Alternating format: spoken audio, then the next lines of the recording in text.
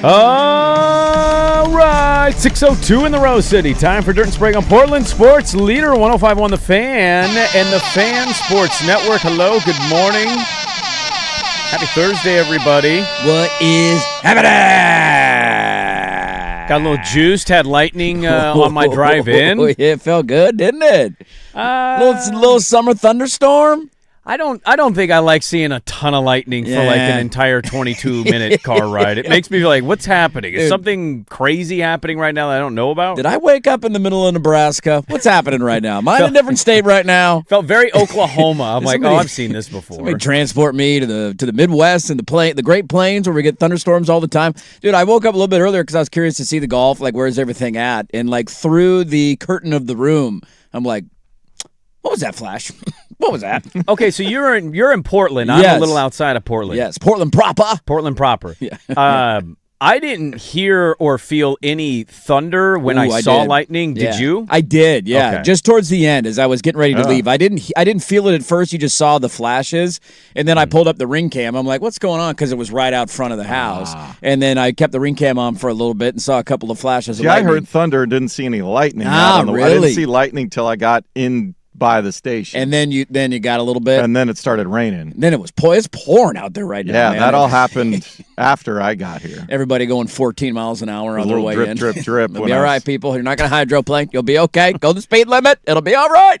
But yeah, it was. Yeah, you see the lightning, and then as I got ready to leave the house, I realized that there were things out in the backyard that I did not plan on it raining.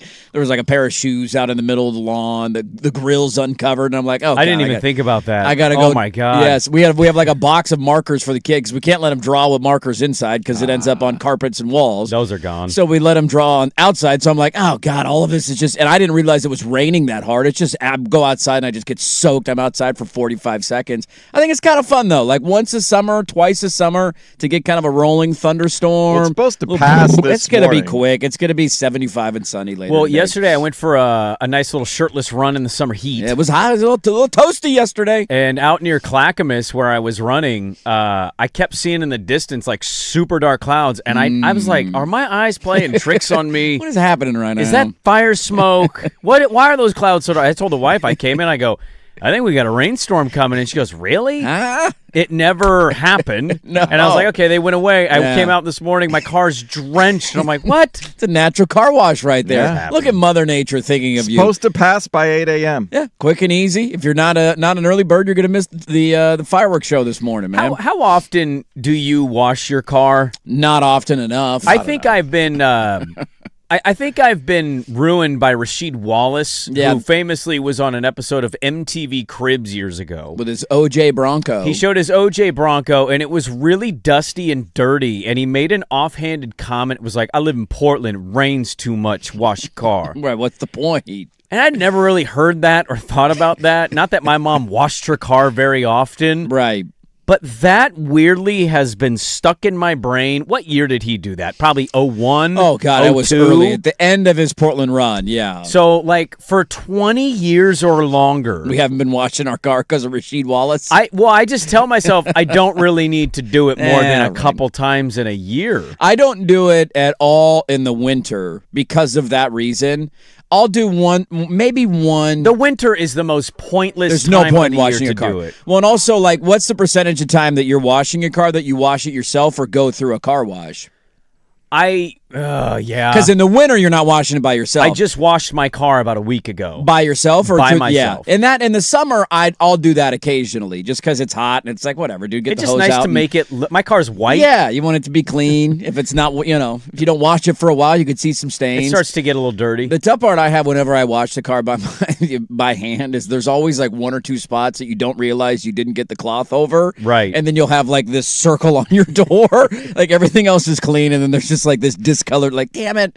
I gotta go get the rag out again. I gotta go clean that. Maybe once, twice this summer at most. But it was ironic because I was thinking my brother just used the truck to go get mulch like a week and a half ago, which is, hey, use the truck. It's the family truck. But now there's little mulch things everywhere. I'm like, all right, I got to go wash the truck. Come outside today. No, I think we're good. It's all going to wash off. I was going to ask him, Swag. I was going to go, your brother borrows your truck to He get does. his stuff. And then I thought, I've also actually Did asked the him same thing. to help me Yeah. get stuff. I had to go pick rocks up for you one day. What is this, man? Come on. Waiting for that rock payment. Where's my Who am I to rent? judge? Part of that's when you're a truck owner. You have to. When it's your only truck in the family, you're Yeah. you're the truck guy, and people are going to need the truck occasionally. So I don't know how or why. I haven't looked it up, but for some reason this detailing company has popped into my Instagram algorithm, and it's when they find these old cars or cars of value that have just been parked in barns and just backyards. sitting around, nothing's been done to them. And they pull them out, and they're basically a detailing company, and they just show you how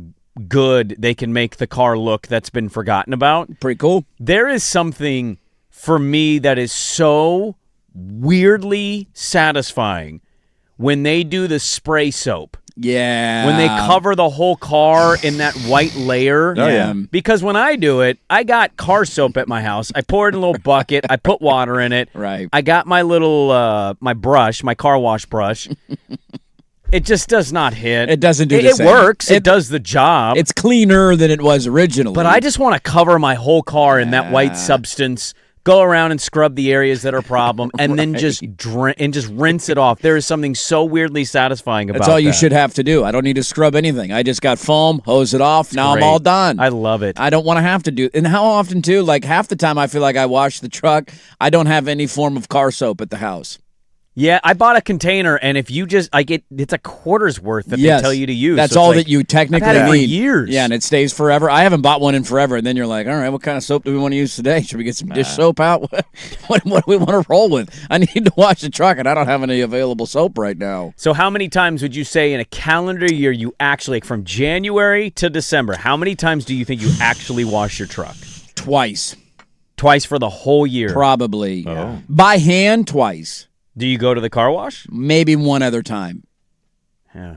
Maybe a total of 3 You're washings not a camper, year. though, so like your It doesn't truck get dirty, doesn't get dude. dirty. I'm not like going that. off-roading, man. It's not. I don't need mud You didn't get a flaps. truck to go off-road. I don't got naked ladies on my mud flaps in my... Why did you get a truck out of curiosity as a city boy? Go get some mulch, man. You need some mulch? I got you, Mulch dude. and Yeah. Holland golf clubs. Holland That's golf it. clubs, huh? You need me to move a couch for you? Not a big couch, but I can move a little couch. love seat. Do you You have a can love move a love seat that seat. needs to go from place to place? Maybe a futon. I'm your man if you need that, all right? I got you covered, brother. Might be the most urban cowboy thing of your life is that you got a truck and It you is- live in Portland proper. You never really use it, and then the like 5 times a year that you actually need it, you're like, man, I'm glad I got a Clutch, truck. And then the right. rest of the time, you're like, why do I have a truck? I don't need. This is ridiculous. I'm not putting anything back here. Exactly. It's just dirty. You're I haven't trying to cleaned park the in bed a out. parking garage. There's no And spots. There's big only enough. skinny, tiny spots. I need to back it. It's a pain in the. And then it's hey, somebody wants to do a load to the dump, and you're like, I got you, dog. I'm the load to the dump guy. Okay, that's what I'm here for, man. They're like 2 dump runs a year. There's a big Selwood cleanup day every spring. We load that up with like There 3 you go. loads, so it comes in handy from time to time. But largely, you are correct. I don't really need a truck. Swag, you? Never washed by hand. Well, you're an interesting setup though. You're a little different than us. You got like a shared parking lot. Yeah. I want Swag shirtless out in the shared parking lot with the hose. No. Why? Spraying it Why do you around. want him? Why do you want him like am I- naked? Where I are we want going with to that? see his body. I want to see what he's No, doing over no, there. no, What's he you cooking? don't. Huh? Come You on. want him to be the guy from Dodgeball when the weird dude pays him to wash the car in his short shorts? That's exactly what I want, man. Came back. It's his 3rd time washing his car. Look at Swag out there with his shirt off, man. Just a mid Putting on a show guy. for the ladies in the complex, huh? No, nobody needs. catcalling you out the Nobody windows. needs that. No, Silvano. there's a car wash about a mile. It's not very far. It's down by the Wingstop. Hey, actually. you get some wings after you wash your car. We can do a little 2 for Now, action do you do the right do there. you do the wings and then the car wash, or the car wash then the wings? No, you do the car wash. Okay. Then No, you pull get the in. wings and you eat while you're going sitting through in the car wash. It's What are also we not a doing? bad idea. What a delightful little experience. Takes a that couple is. of minutes to get all the way through that thing. I could Yeah. probably do 2 wings in that time. So how many times do you think you go through that car wash? 6 Oh, to 8 okay. a year. So I did Okay. this. I did the poll question. It's our first poll question of the day. How many times do you wash your car a year? 1 to 2 times, 3 to 4 times, 4 to 5, 6+. Yeah. 6+ people, man. Maybe you're like like a car wash executive member, and you have so many you have to use per month. I always wonder, like, Is that worth it? I Those see are people people with that really are nice washing their cars. car every week. Every week. you have to be doing so that. Some people do that. There may be the off-road people, camping people, Sure. or they got a boat, or they got there's something. I Well- connect haircuts and car washes. To me, they're Haircuts the and same. car washes? I think they're the same for me, where I should do them more often, but Yeah. I don't. And then I wait till the hair is overgrown, and you're like, God, I gotta go get a haircut. I'm at that stage right 90% of the car washes, you're like, Jesus, this thing is filthy. I gotta go get it cleaned off. now. Yeah. And instead, I should probably do it preemptively before it gets out of control. A little bit easier, but I don't do it. You also have like it's a color of gray of some sort. It's a darker gray. Yeah. Your car, you can't really see the dirt very much. No, not really. Yeah, my car is white. White's a little bit tougher. White, that's one of the things people tell you when you buy a white car. Just be careful.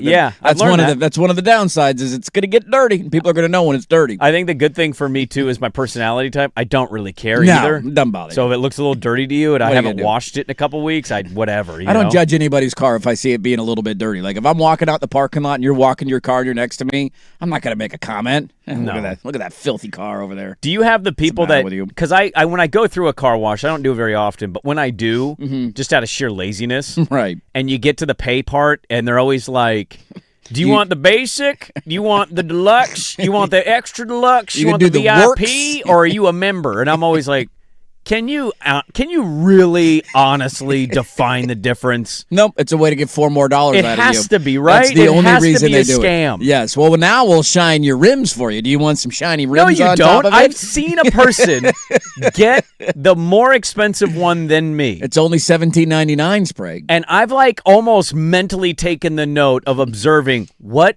did he get different here. Yeah, as you're pulling out, does he look cleaner than I do? And it's largely, it borders down between a 16-year-old high school kid's first job, spraying your tire with a little hose, and then you not doing that for my car. That's how it feels payment-wise difference. Absolutely. But I do wonder with the people that have the memberships at these car washes, because I think it's like usually like $25 a month. Okay. I mean, yeah.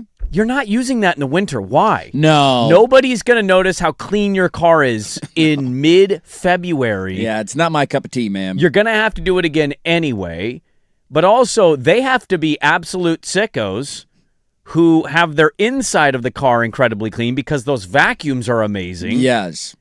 In reality, that's the part of the car that we should all clean more often, especially with kids. I just did it. It does feel phenomenal. Infinitely better cleaning the inside of your car than the outside of your car. Because you see it more, right? In the outside, you see it when you get in. You're like, oh, look at that. It looks looking nice. And then you get in and you realize, okay, I have dust all over my dashboard. There's 3 candy bar wrappers in the back seat. Mm-hmm. There's dog hair everywhere. Yep. Like, that's the one that you feel significantly more after you do it. That's such a good feeling to get that done. I love it. Get in, especially if you get, like, maybe you put a new air freshener in when you do a car it. freshener? I try to because it smells delightful when you do it. My kids, my family, they criticize me for it. I do the new car smell. I love the new car smell. Right, they don't like that smell. Like I love, like at the end of this shift, when we get out of this building, I'm going to walk in, I'm going to get in that car and I'm going to go, oh, we're clean.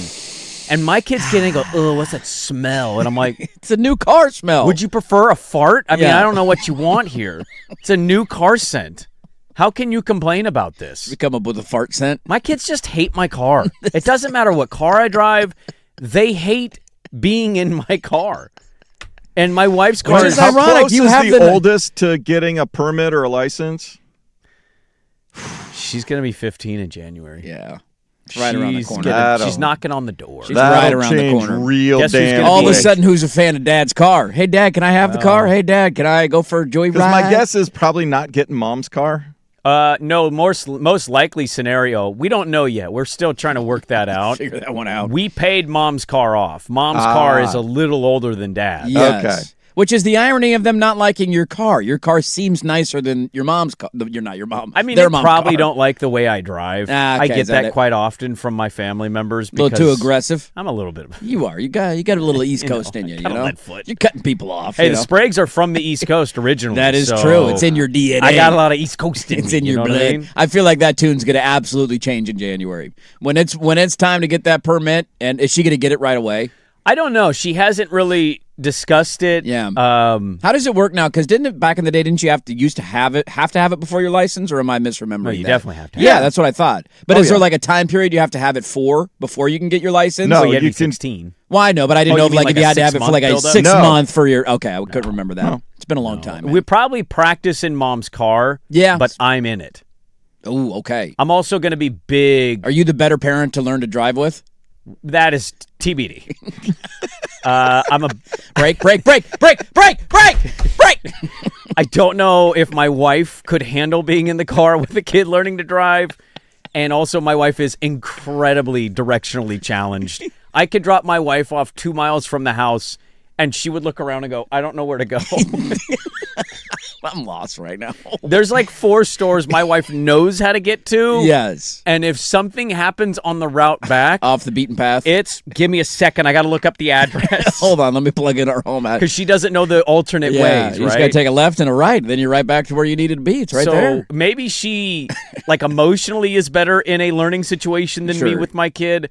But directionally, she's a little more challenged. Okay. So I'd imagine it's going to be me with the daughter in an empty school parking lot in her car, in my wife's car. That's an uneasy feeling to think about. I remember those days of driving with my mom in the car and then getting so frustrated of like, I know what I'm doing, Mom. Like, you get upset when she's telling you to do stuff. And now as the roles are reversed, obviously a long ways away from me, I'm going to be exactly the same. Were you driving with just your mom or both your parents? I think mostly just my mom. So your dad was basically, I can't do this. Yeah, it might have just been a work thing too. He was gone longer. And so your mom's a teacher by nature. She was around. So in the summertime, she's off. And it was just, you're ready and available. Let's go learn. Let's go, tool around the parking lot a little bit. Mom, I can drive home. No, you can't. Damn it. Getting all frustrated. I remember my break point because obviously I didn't have a dad. So the mom was like, I got to teach you. This is it. Got the permit. Super excited about it. And I'll never forget, I drove with my mom Twice. The first time was to a 7-Eleven that was maybe a tenth of a mile from our house. I was like, can I drive 7-Eleven? She goes, It's like 4 blocks away. Then the second time was a couple weeks later. She finally let me drive like 7 miles away. I had already, by the way, been learning to drive. My old basketball coach in middle school would pick me up to let me go play at the middle school with the older men's game that him and some buddies would play in. And he would let me drive with no permit on the jump freeway. in the car, you're fine. It's actually, I learned to drive a stick shift. Yeah. But I get in the car with my mom. My mom's basically not driven with me. And I will never forget my break point. I drove my mom twice. The second time, we're driving down a really busy road. And it's a yellow light. I'm going maybe 42 in a 35. Right. I'm a little faster than the speed limit. But in the respectable zone. People are still passing me. Yes.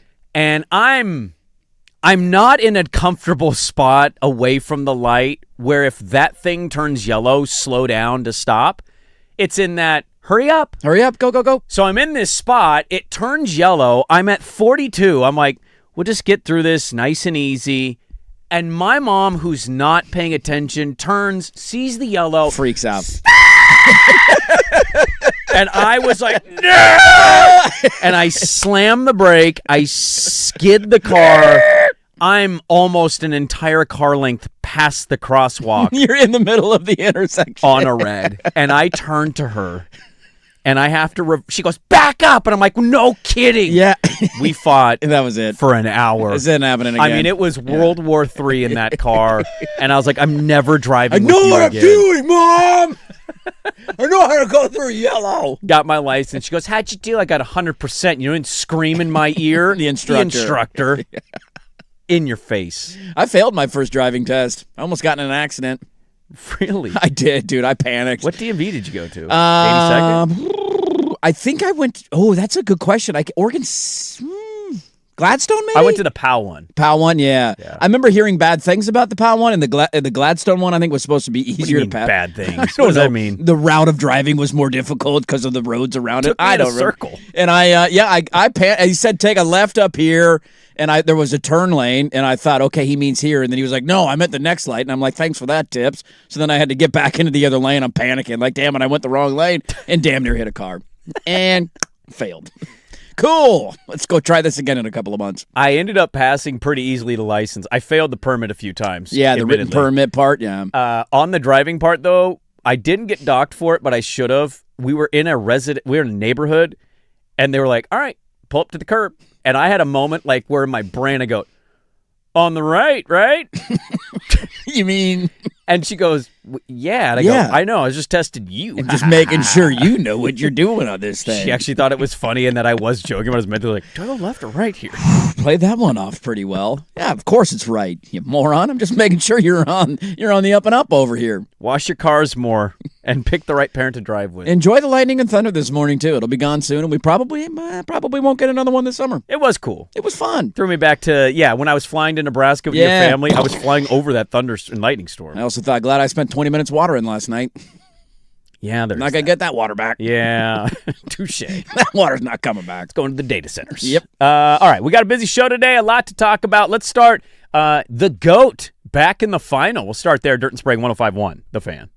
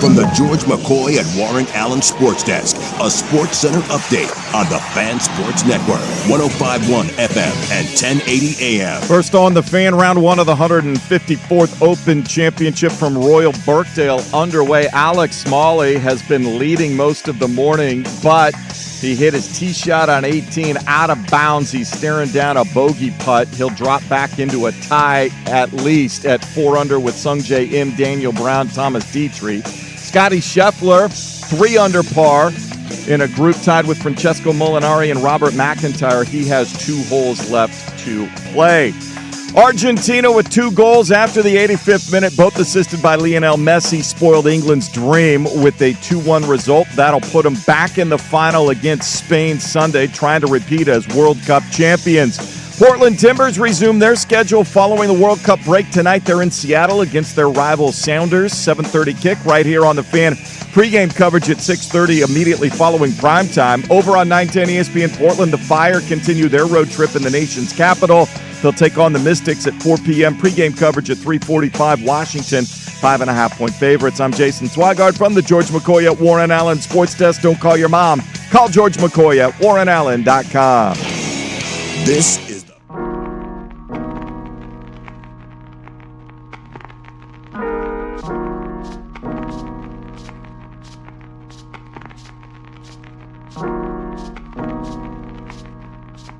Messi resets. Messi driving in. Messi crossing back. Post. There it is.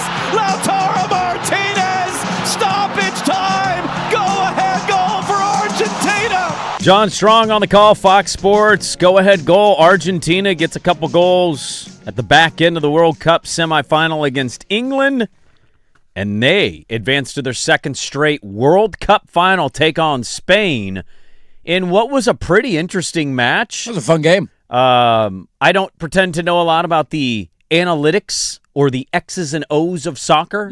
I watched an entire season of English Premier League, and I still couldn't quite figure out strategy stuff. They get the ball forward, send the cross in. I didn't like how they dropped our 2 mid-strikers down to the up front. I'm like, the hell are we talking Who about? dropped where? Where did he go? What's I'm he doing? admittedly raising the hand. Still learning about the old beautiful game. Yes. But even I, not knowing much, could see what is England doing here, just saying, we're just going to settle back. We're going to choose to play defense. What do they call that? Parking the bus in soccer? Parking the bus. You got park the bus defensively. And Argentina Oopsies. said, let's load up on strikers and passing, and let's just go for the gusto here. And they ended up getting it, eliminating England. It was wild because it felt like there for a moment. That game, by the way, significantly better than the France and Spain game. Like, that was fun. England scores, you got to lead, but Argentina's so good and they had so many chances that you're like, something's going to happen here. Why was that game for you? I know the outcome ended up being a little different, but it was 1-0 for most of the long game. stretch. It's the idea of how many goals has Spain given up in the entire World Cup? Not a lot. 1. Okay. What was the lead? But even with a France, and I know it's France. I just look. Maybe they had a chance to do it. The chances of them scoring 2 goals in like 10 minutes seemed relatively small. Although Argentina was able to do it yesterday, but England's not as good defensively based on the numbers as Spain is. It felt like the final of that game could have been 7-1. They hit the post twice. How many it felt like for a 10-minute stretch. Had a couple really nice how are saves. they not? How are these not going in? It was only a matter of time. It was like 15 straight minutes. They're just peppering him with shots, and then it felt like it was just the dam's got to break eventually. England put in a couple of subs who were defensive players, bigger bodies, not goal scorers. And then all of a sudden you got a tie game and then you're losing, and now the lineup isn't the lineup you want out there because you don't have all your normal strikers out there. Look, it was fun, man. What Messi did at the end of that game further cemented, I'm sure, the GOAT status for people who debate the soccer GOAT. Like, he had both assists. He drew 2 defenders, set up an open shot. The cross to set up the game-winning goal was remarkable. That was a great game, man, and Argentina just would not give up. What a brutal, heartbreaking loss for England. To have a 1-0 lead in, the 86th minute, I think, was when the first goal was scored by Argentina. So, yeah, you got 10 minutes-ish to go to hold on, and you give up 2, and you end up losing. That's a brutal, back-breaking loss. I couldn't help but think about our guy, Mark Hamilton. He came on really. He was feeling good. Really good about their chances to win. I mean, that Argentina, match. they've been playing with their food a lot in this tournament, but it's still Argentina.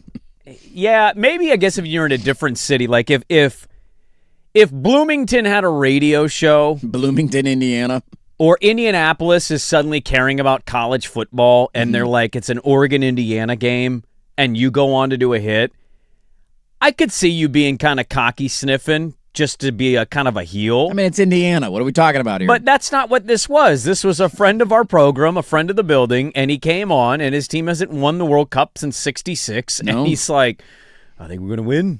If we win, we're going to beat Spain. All right. I take back everything I said yesterday about Oregon winning a national title. Mark Hamilton's confidence is gone. It's not going to affect my Oregon. He kind of put it in you. He did. He kind of injected me with a little bit of life of like, you know what? Why not? Why not us? Let's believe and say this is going to happen. Yeah. That's not happening anymore. The devastation, also the emotion of the other side when you see those Argentina fans. They're crying. It's like 2-year-olds Just bawling their eyes out. Screaming and crying when they win that match. Yeah, it was pretty bonkers, It was man. a good spectacle in Atlanta. It was a great call by John Strong. That game was phenomenal. Did you see that he's become polarizing for soccer people? Really? How come? People don't like John Strong? There's a lot of people that like Ian Darke.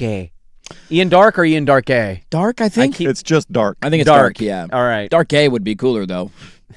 He's got the E on there. You kind of Yeah. drag it out. Throw an H on the end. It's kind of badass. No, Joe it's Dierte. Dark A. Hey, Dark A, you calling the game tonight?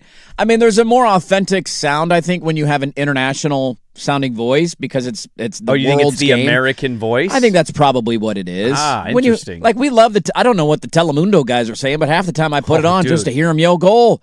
Can you? I was like, That's right. Can you find the Telemundo call? Maybe their Twitter account. I'll send it to you. I know where it is. I've been watching Telemundo Because of that.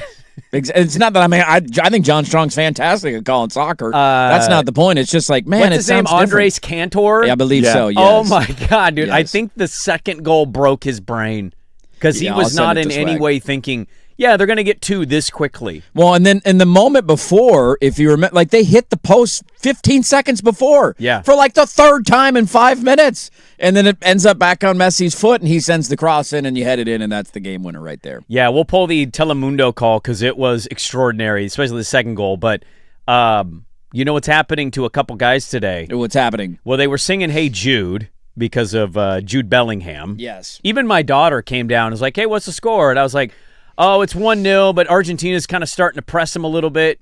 And then they lost, and she came back down. She goes, "Jude's out," and I'm like, "Why do you know Jude Bellingham?" How do you know Jude? Damn it, you're growing up. What's going on here? But Jude Bellingham and Harry Kane, Harry had the assist at least on their goal, and it felt like carrying them at moments but in they this got kind tournament. of some backlash, and I'm like, what are we giving backlash for? Oh, they got criticized, Tom, for losing the game? I mean, it's England. They didn't play amazingly, but also Harry Kane got an assist. Yeah, and what was the game 2 matches ago where they were down, 1-0 in the second half, and didn't he score 2 goals in like a short amount of time Yeah. to lift them over the top in a knockout He's been round game? remarkable for them in the World Cup. He's been amazing. He's kind of carried them to this point. It's just when you haven't won one for that long, man, like, I don't know if that's a back of your mind thing. Like, is there a pucker there? Because that's just a different level of pressure when your country cares that much about the sport and you haven't won one since the 60s. Whereas Argentina, I'm not saying it's free and They easy. care a I know that lot. they do, but it's a little bit of a different vibe when you just won it 4 years ago. I don't think the fans feel that way. I mean, I'm not saying they do. I'm saying the pressure internally for the players of like, that's Yeah. almost 100 years of drought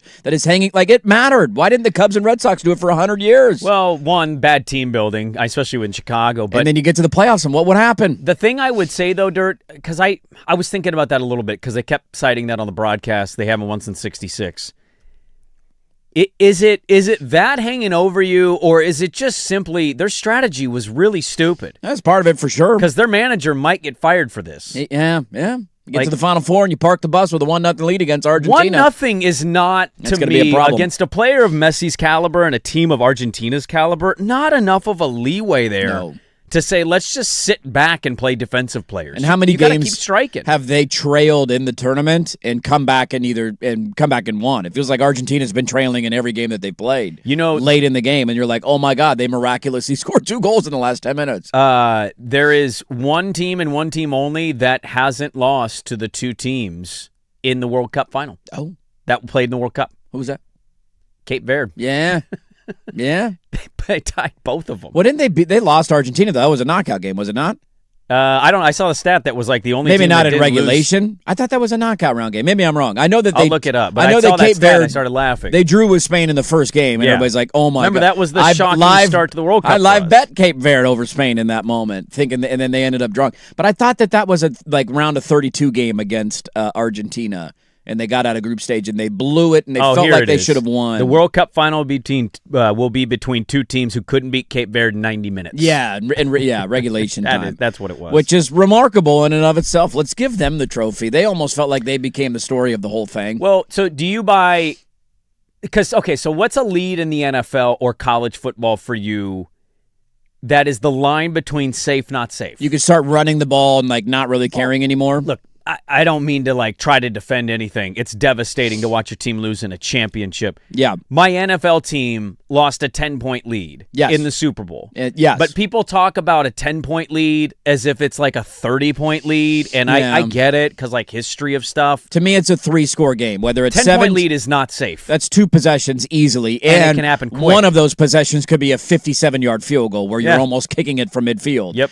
It's a 3-possession game. 17 points. 17 or up, 21. 6 or 7 minutes left. you're You need to score 3 different times, and I have the ability. You're going to use your time. Even if I go 3 and out and just run the ball, I'm running 2 minutes off the clock. But 17 at the start of the fourth quarter, are you feeling like it's over? Because yes, I'm not. I am, yeah. 17, Really? if it's a 38-21 game, start of the fourth. Who has the ball at the start of the fourth quarter? Let's say the team down 17. Then it's not over. But if I have the ball at the start of the fourth quarter, starting a possession up by 17. But you could do a possession in a minute and a half. I mean, you could, yeah. They could score quickly, or you could run a little bit of time off and kick the ball back. But my point just being, if you run the clock and run the ball and don't stop the clock, and they're not using timeouts, there's a chunk of time that's going to come off the clock, even in a 3 and out. So the only reason I asked you that question is because I don't think 1-0 is 17-0.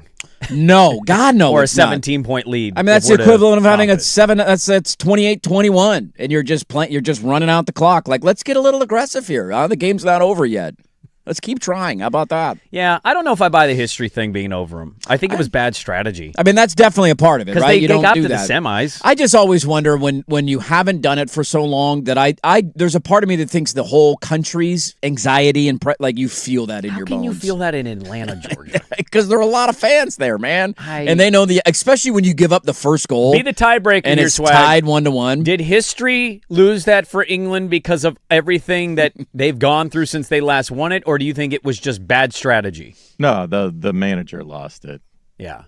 So you don't think Red Sox players felt the curse? No. Before they won the World Series? That wasn't on their mind at all? I don't when the ball think- went through I don't think Buckner's legs in the Buckner- World Series? No, I think Buckner was just 9,000 years old and couldn't bend over that far. Yeah, I think you feel it. I think you feel it as an athlete.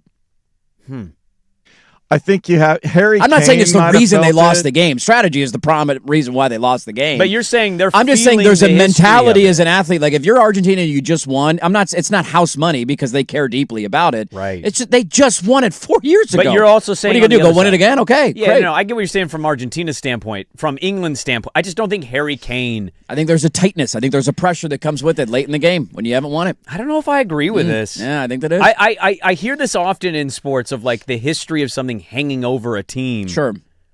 And I just don't know if I think Bill Buckner just didn't put his glove on the ground. There's a lot of those I don't Boston think he's Red like, Sox moments. oh, it's rolling at me. Haven't won in 80 years. What about Tim Wakefield's knuckleball, huh? He's probably thinking about that curse when he gave up that home run. I don't think that goes in his brain at all. Booney hit that bomb. Yeah, I disagree with you. The curse continues. Curse continues. We'll get to that. We'll get to the call from Telemundo, the game-winning call on the other side. Dirt and Sprague. We're back with more. It is 6:41 on the Fan.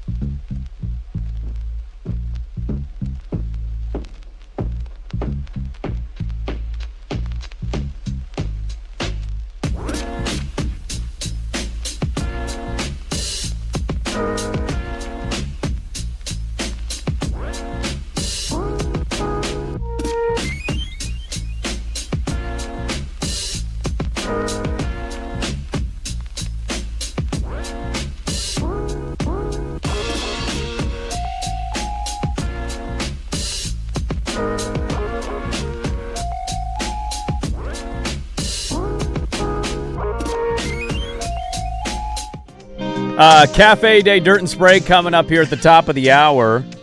By the way, I do need to. I appreciate the jokes.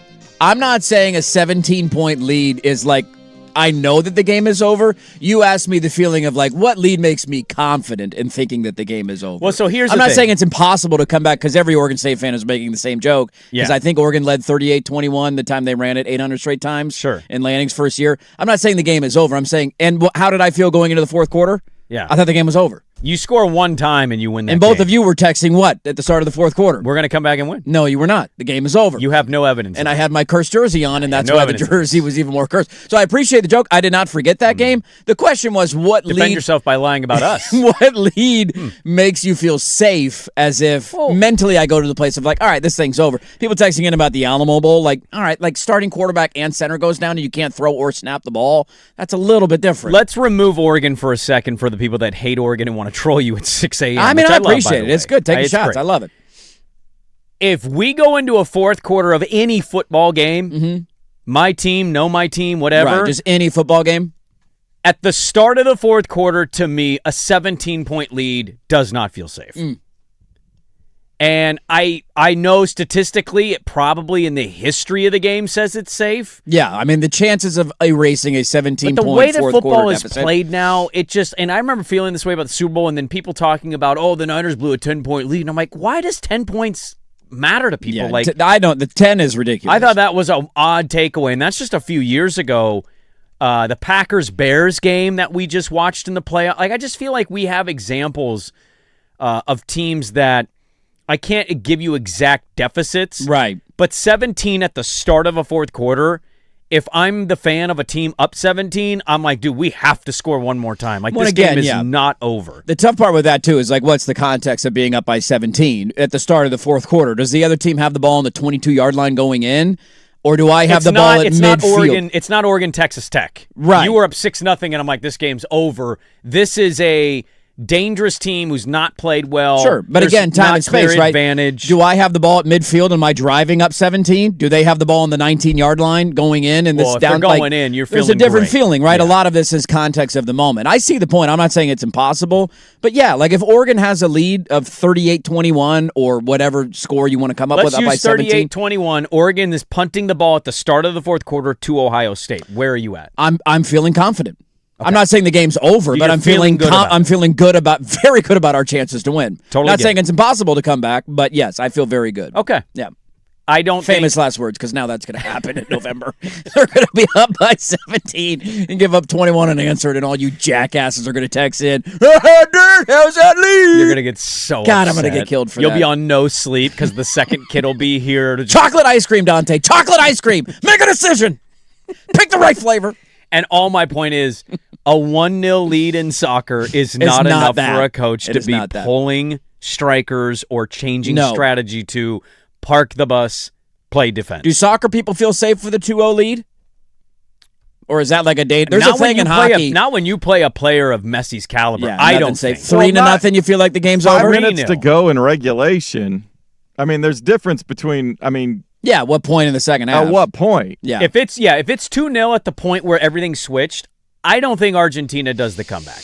Because 2-0 makes you feel so differently than 1-0. It also, and I don't know jack about soccer. It is funny when you park the bus, isn't the theory supposed to be you're better defense, like you're kind of packing you're the paint. going all defense. You're going all defense. Yeah. After they did that, Argentina was getting a shot off every 90 seconds. They had added, they countered that with Yes. their offense. Here we go. We're going all offense here. Like, just boot it down to the other end of the field. What are you doing, man? There's no icing in soccer. I love a good strategy, no strategy. What's a good strategy? Like, I remember watching my team play in a hotel in Lakewood this past season during the Premier League, and my team's in a relegation battle. They're playing at West Ham. They need to win this match to separate themselves pretty greatly. They were up 2-0. My family was like, can we leave now? And I was like, not quite. They scored the third goal, and I went, we can leave. Now we can go. 3-0.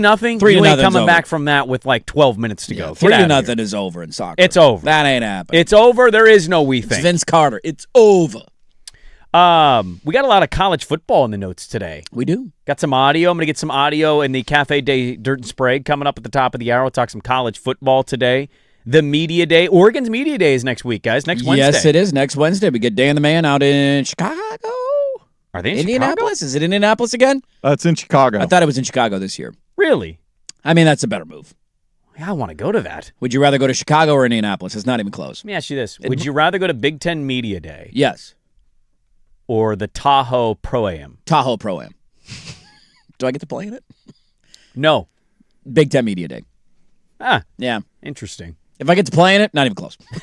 Now, if I'm just watching Jerry What if I Rice. told you got to practice Did you see round? the video of Jerry Rice chasing down a heckler at the tournament? I didn't. I missed Somebody that. was hollering. I don't know what they yelled at him. And then he hit his tee shot, and the guy yelled 4 right after the ball left the club face. Yeah. And then ran away. He was doing I'm doing it for content. And Jerry jumped under the ropes and chased him down. Did he get him? Which one is he? Which one? And everybody's pointing. He's over there. He's running that way. Now, the camera angle didn't have, you couldn't hear what was said. But after 3 minutes, he ran back and everybody was cheering him on. I'm like, good for Jerry Rice, dude. You're heckling Jerry Rice at a golf tournament? What is the matter with you? Jerry Rice, the just as fast as Randy Moss guy. Yes, he is. Very quick, that Jerry Rice. Football speed, baby. Football speed. Football speed's real. He's also We a agreed great on trash talker when he walks around pregame in opposing stadiums and fans try and talk trash to him and he just puts his rings out. He's always wearing all of them at all times. I do like it. The one thing Jerry does do that I don't like, I just kind of laugh at when he wears the Niner helmet encrusted in gold in diamonds. the big chain, the big Flava Flav Niner helmet chain. It's a bit much. Yeah, he's pretty skinny, in his old he's I just not Jerry. I don't know if we should be rocking this. It's good that you have the money to buy about that necklace. half the size of your chest. It's just massive. Yeah. If you were a former player, would you be around the team that you played for or your college program the way Irvin is on all fours? Yes. You would be? I would, yeah. Yeah. And I'd wear every piece of bling that I won while I was there, too. Are you doing that because you want to be seen and talked about? Or are you doing it because you genuinely love it? I would love to still be involved with it. Still be connected with the program. In Miami's case, too, Mario's a Miami guy. Mario had a funny he's quote. coming home, and it's... Yeah. I didn't pull the audio, but Mario had a funny quote yesterday because he was asked about Michael Irvin, who's become very visible on the sidelines. Yes, he is. He's smacking water containers with his belt, putting that belt to ass. He's barking. Ho, ho, ho. He is sweating through his shirt in a way that doesn't make sense for a guy who's supposed to just be standing there and cheering. Right, who's supposed to be sober. And he said, it's great. I just can't have him kissing me on the cheek on television anymore. I think it's what's holding Oregon football back. I need Anthony Newman next year barking on the sidelines. Do you guys have anybody like that? Is it... Because Kenyon Barner's trying to do a weird media player Not thing. really, no. There's a lot of alumni that come to games who are always around. If you walk around the field before the game, you'll see 20 to 30 who's probably former who's players. the most passionate former Duck? But in terms of passionate cheering in that angle, Anthony's like me. We watch games together, and we quiet. We just kind of elbow whenever a big play happens. We don't say much. But we watch games in the press box, so you can't cheer. Joey's up in a sweep. He's usually walking around pregame, but he's not down on the field. Not many watch the game down on the field. It's a pretty rare thing. I think Oregon State's is Cooks. Cooks, if he's in town. If he comes, is he on the field during the game? He's on the field. He doesn't go up into a booth clapping. or I'm sure his family's up there, sure. But he's usually on the field. And we need more of those guys, man. We do. Somebody step up. We need a former Oregon player to get down there. Yeah, I'm with you there. I think Nick Reed's out of the military now. Let's get him down on the sidelines running around. Still the all-time sack leader. Let's get to Cafe Day Dirt and Sprague Hour 2 on 105.1 The Fan.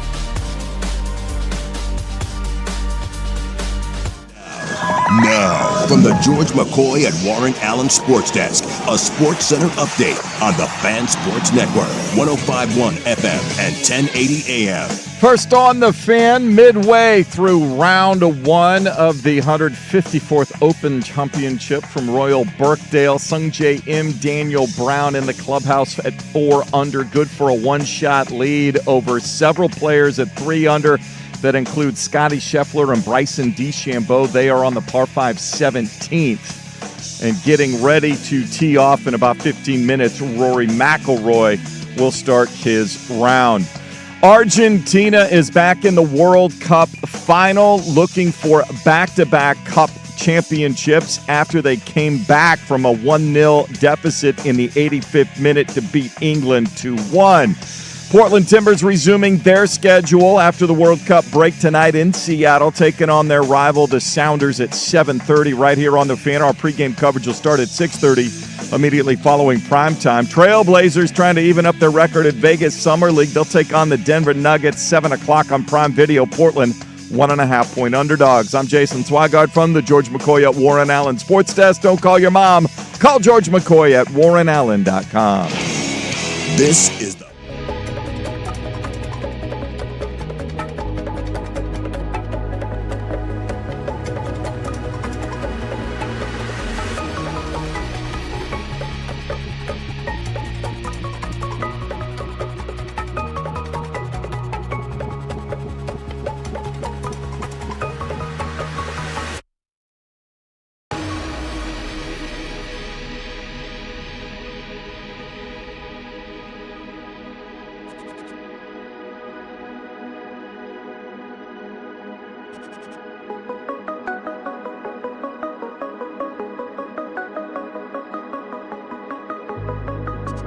AM, the Fan. All right, welcome back in the second hour of the radio program here.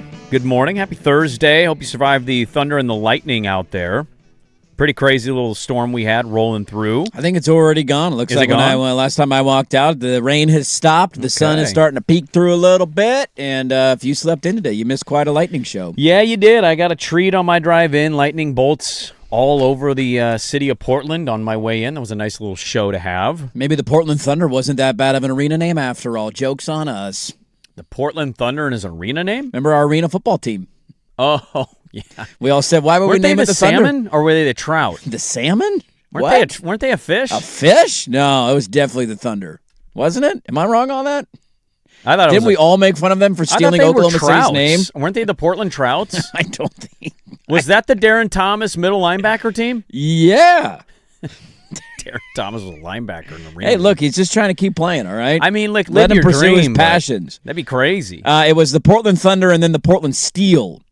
Oh. We had 2 different names. So they weren't a trout. We were not a fish, no. Forest Dragons was a cool name, though. I wish I had still had some Portland Forest Dragon gear. They used to practice at Park Rose. I mean, that was a kick-ass logo. You know, we basically have a mini farm in our neighborhood, our house. We've come close to grabbing a quail, by the way. Wait, what? Yeah. You're going to get a quail? Or not a grabbing quail. a quail? What am I thinking of? Is it a quail? Is like a quail flying around? You got to grab one out of the air? Well, they're not. They don't fly. These ones are grounded. Grounded quails? And they're just moving around like little chickens. I guess people do actually have them as pets, and we found one. Okay. So my wife almost got that. We have 5 animals. My neighbor comes over to our house yesterday. Excuse me. It's a bird on the ground. He fell out of its nest. I don't do birds. Well, guess who does? Wait. So now this is your responsibility to take in a bird? Well, she didn't say, can you take care of... She was just asking if we do you wanted want the to, bird? because she didn't know what to do. The other 2 baby birds were dead. This one was still alive. So now we have a bird in the household? Yeah, I got a video this morning. It's in my daughter's room in a box, in a makeshift nest, and it's squeaking for food, and we're feeding it the food that we feed our bearded dragon. So I will be coming home to a baby bird chirping all day. I want to see you chew up your food, spit it out like Mama Bird. Can I get that video on social media later today? Oh, God, no. Put a couple of worms in your mouth and just, Please a couple of chompers down, and then here you go. Here you go. That's disgusting. Am I going to get billed if I take this thing to the vet to try to help keep it alive? Yeah. Oh, yeah. You're totally going to get billed. You think I would get billed for that? I don't know if you know Hey, this. found a baby bird. Yeah. This is your guys' job. No, you need Vets to call the don't local chapter of the Audubon Society. Yeah. They Oh, might, good call. Vets don't do pro bono work. Vets get paid. It's like, hey, I got a homeless guy here. It looks like he's got a broken leg. I'm going to drop him off at the hospital. Somebody's got to pay for that, man. Well, in most countries, that actually would just happen. But Yes, in it our would. country, We live in the United States of America. the do-re-mi comes before the yeah, well-being find the of number to human. the local Audubon chapter. Okay. And The Bird Alliance. see what they Call recommend the bird you people. do. Give the bird people a call. I just made a bird open for the show. I was really bummed I couldn't play it this week. Tune in next week. I have a bird open. A lot to get to in the second hour of the radio program. We'll dive into college football, but let's start with Cafe de Dirt and Sprague. What's on the menu today? What are the specials? Specials today, a scrambled egg with light cheese paired with a sausage, biscuits, and gravy. That's a pretty good special. I'll take the special. On sale for $9.99. $9.99. I'm sold, dude. You get 2 biscuits, loaded up Are we with still in the sausage United gravy. States of America, or did we Hey. move to a third world country in the last 2 minutes? Cafe de Dirt and Sprague is an old school coffee/diner shop. Okay, keep it cheap, keep it simple. Cheap and simple. It's I like all it. people want, man. I love a good diner breakfast. A lot going on in the world of sports in the last 24 hours since we were live on air. We talked about it earlier, but we finally brought it to you. The Andres Cantor Telemundo game-winning goal call for Argentina yesterday. Macarita libre, Macarita palo otra vez, y va Messi, primeros, Pens, Maca, Messi engancha y va, tiró con la derecha, ¡Gol! I think he almost died.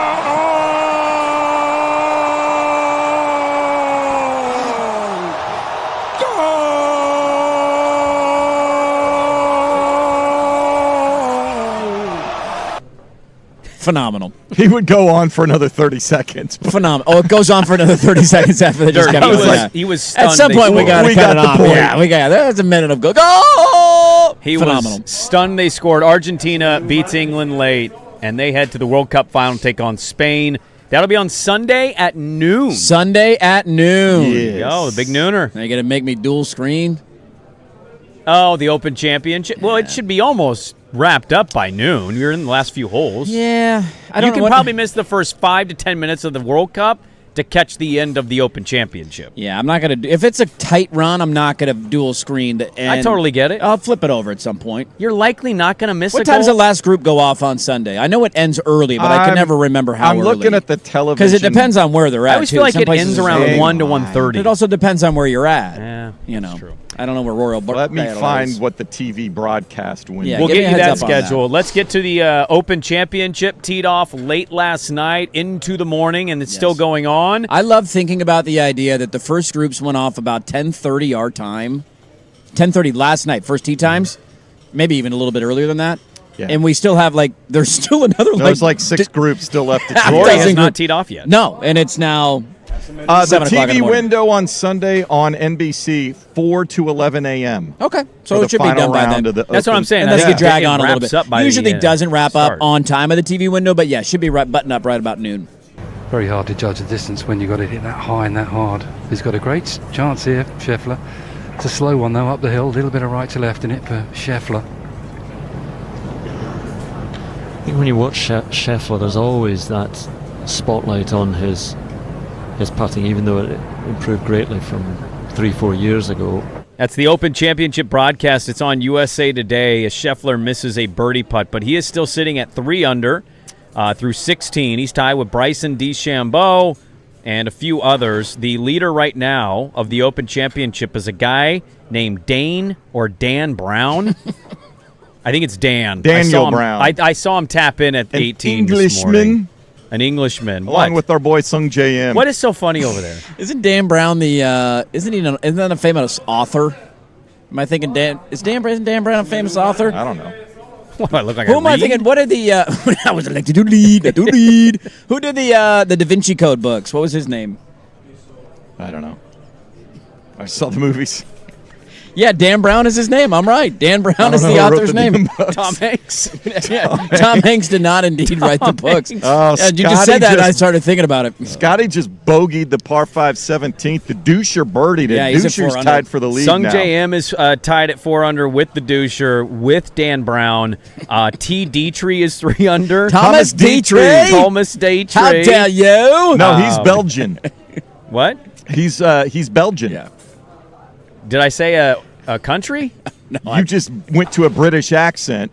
That's what we do for all They're Europeans. playing in Britain. Yeah. What do you think the announcer's doing? Bryson DeChambeau. Show me your Belgian accent. Yeah, go on I the don't ahead. have a good Give me a Belgian I don't accent. know what the Belgian accent is. Police over there.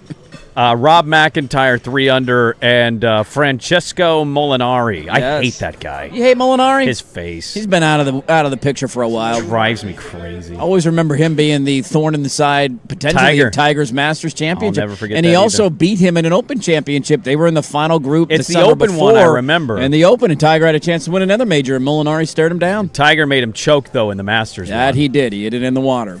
We move on here on Cafe Day, Dirt and Sprague, to a trade that happened in baseball. But this is What? what it is, Brett. This is a salary dump. This is not something where, the Astros did get a prospect in return. We'll talk about that prospect in a little bit. But this was pure and simple a way to get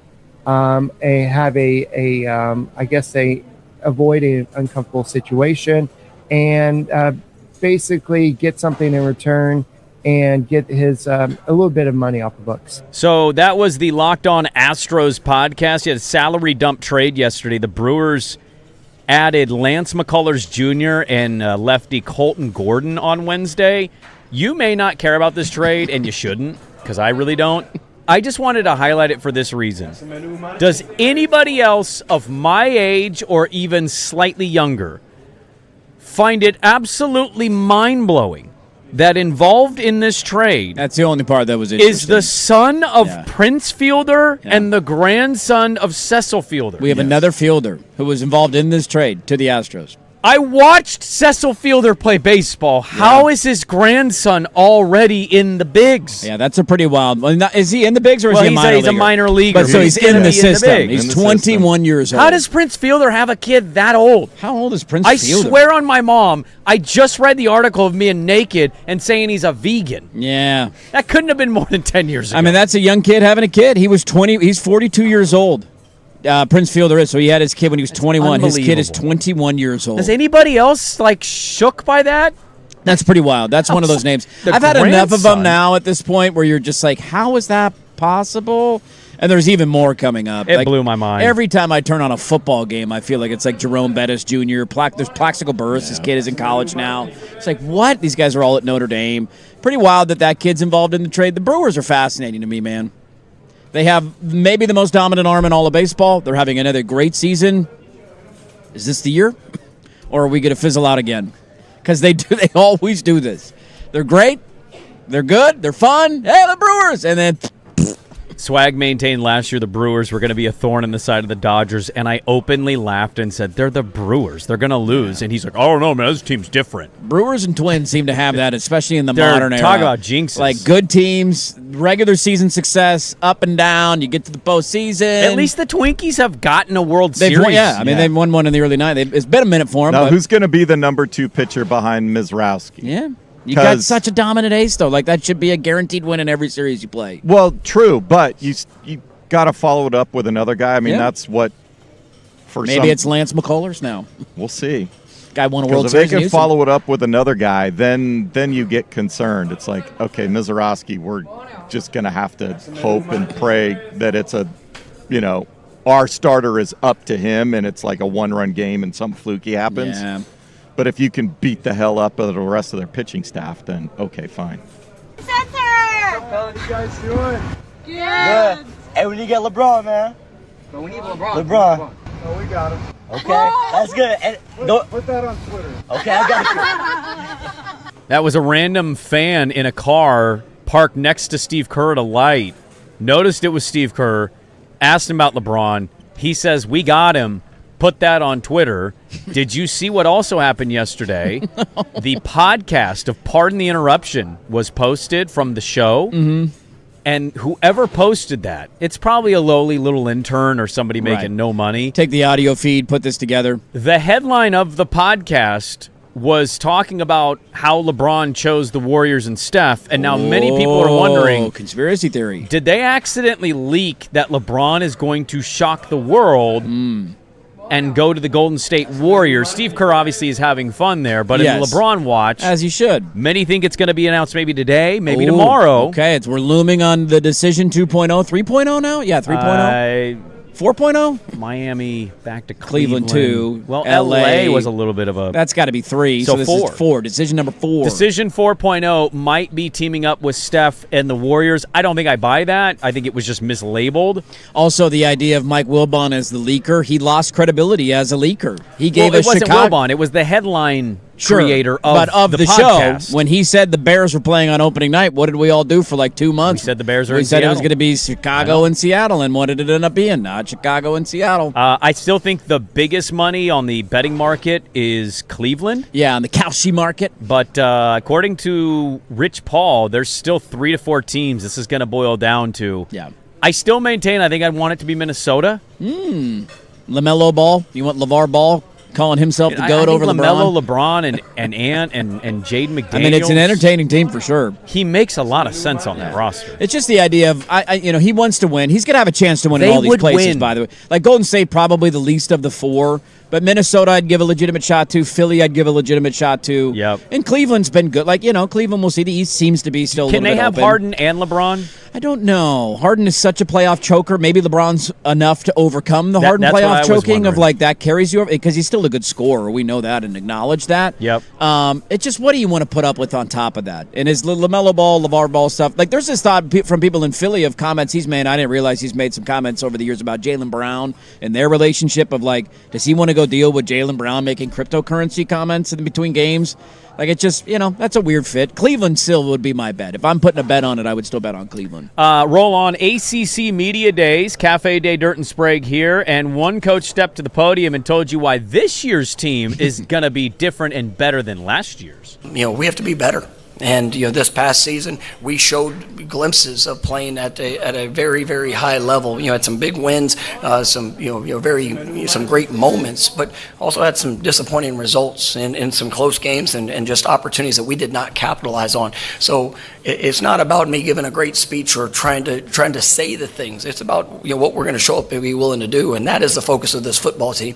That's the focus of this coaching staff. That's my focus. Is pouring everything I have into them, into this staff, into the opportunity that we have in the 26th season. And as I said, I know what it looks like because we've done it. And I know the steps, and I know what we need to do to get back to that level, and I'm very confident in what it's going to be. I had somebody tell me years and years ago, they said, you can tell somebody is nervous, and public speaking's never easy. No. But I had somebody tell me years ago, somebody is nervous and doesn't trust themselves when they speak way faster than a normal human being would. And that was Mike Norvell of Florida State.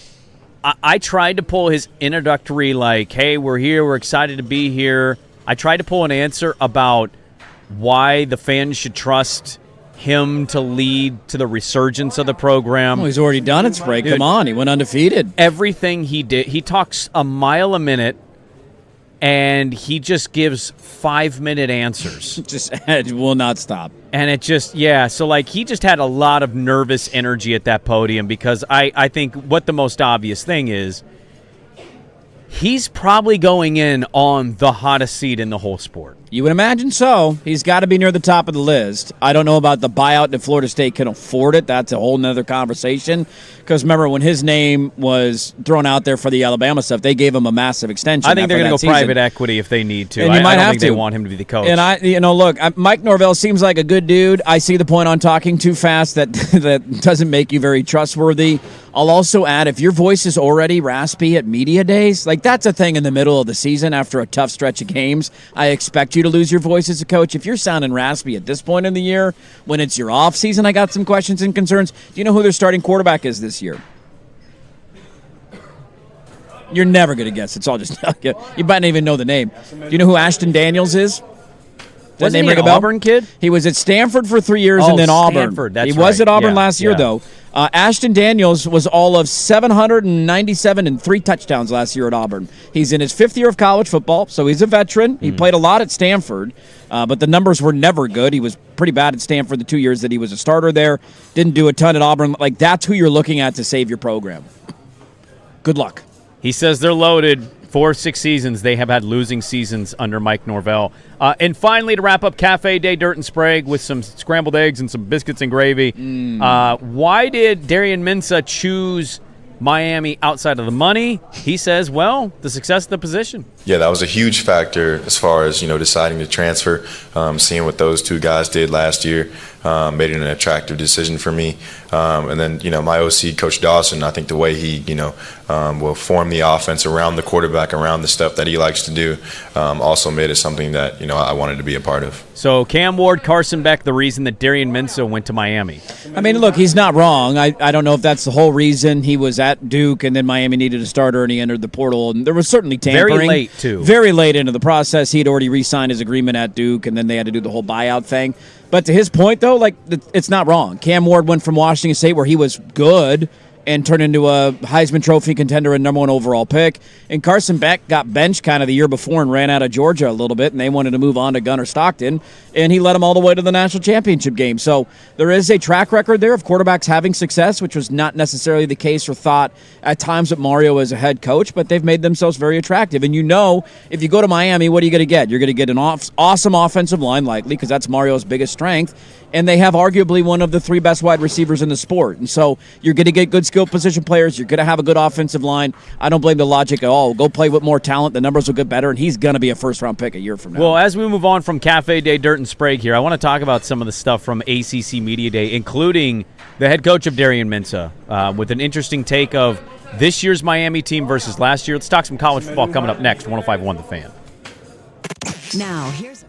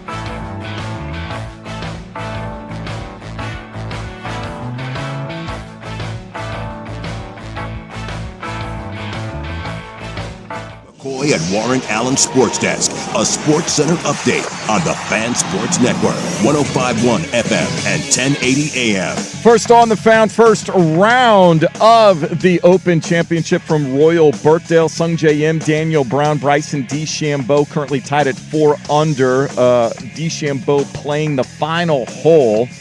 Par 4 trying to get in, stay tied for the lead. 5 golfers tied at 3 under par, including Francesco Molinari, Robert McIntyre, and Americans Alex Smalley and Ryan Gerard. Meanwhile, Scotty Scheffler at 2 under, trying to get in. On the other side, just teeing off, playing the first hole, Rory McIlroy and Matthew Fitzpatrick. Portland Timbers resuming their schedule following the World Cup break tonight. They're in Seattle to face their rival, the Sounders. 7:30 kickoff here on the Fan. Pregame coverage at 6:30 following primetime on 910 ESPN Portland. The Fire continue their road trip in the nation's capital. They face the Mystics. 4 p.m. our pregame coverage at 3:45. Washington, a 5.5-point favorite. I'm Jason Swigard from the George McCoy at Warren Allen Sports Desk. Don't call your mom. Call George McCoy at warrenallen.com. This is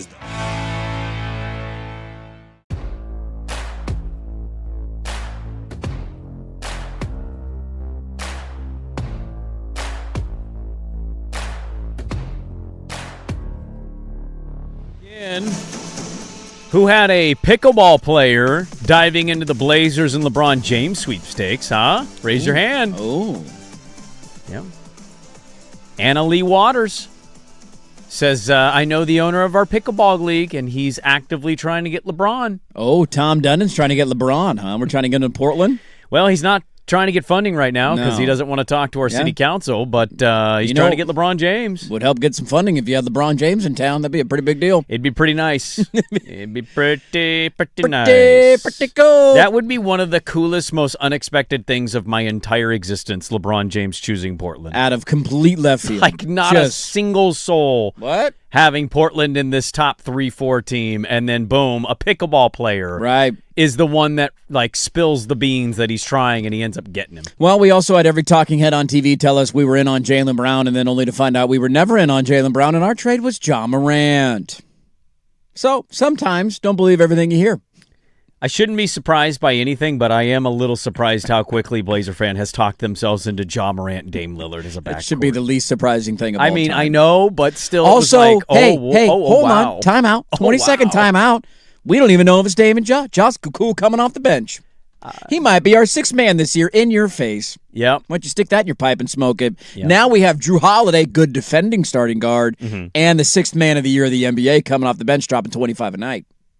Touche. That didn't go the way you thought it was going to go, did it? No. All of a sudden, now I'm seeing. It got better. You're right. Now this is happening. Look at this. Way better. Now we're competitive, and Young Hanson's playing meaningful minutes. 57 wins. Book it. 57 wins.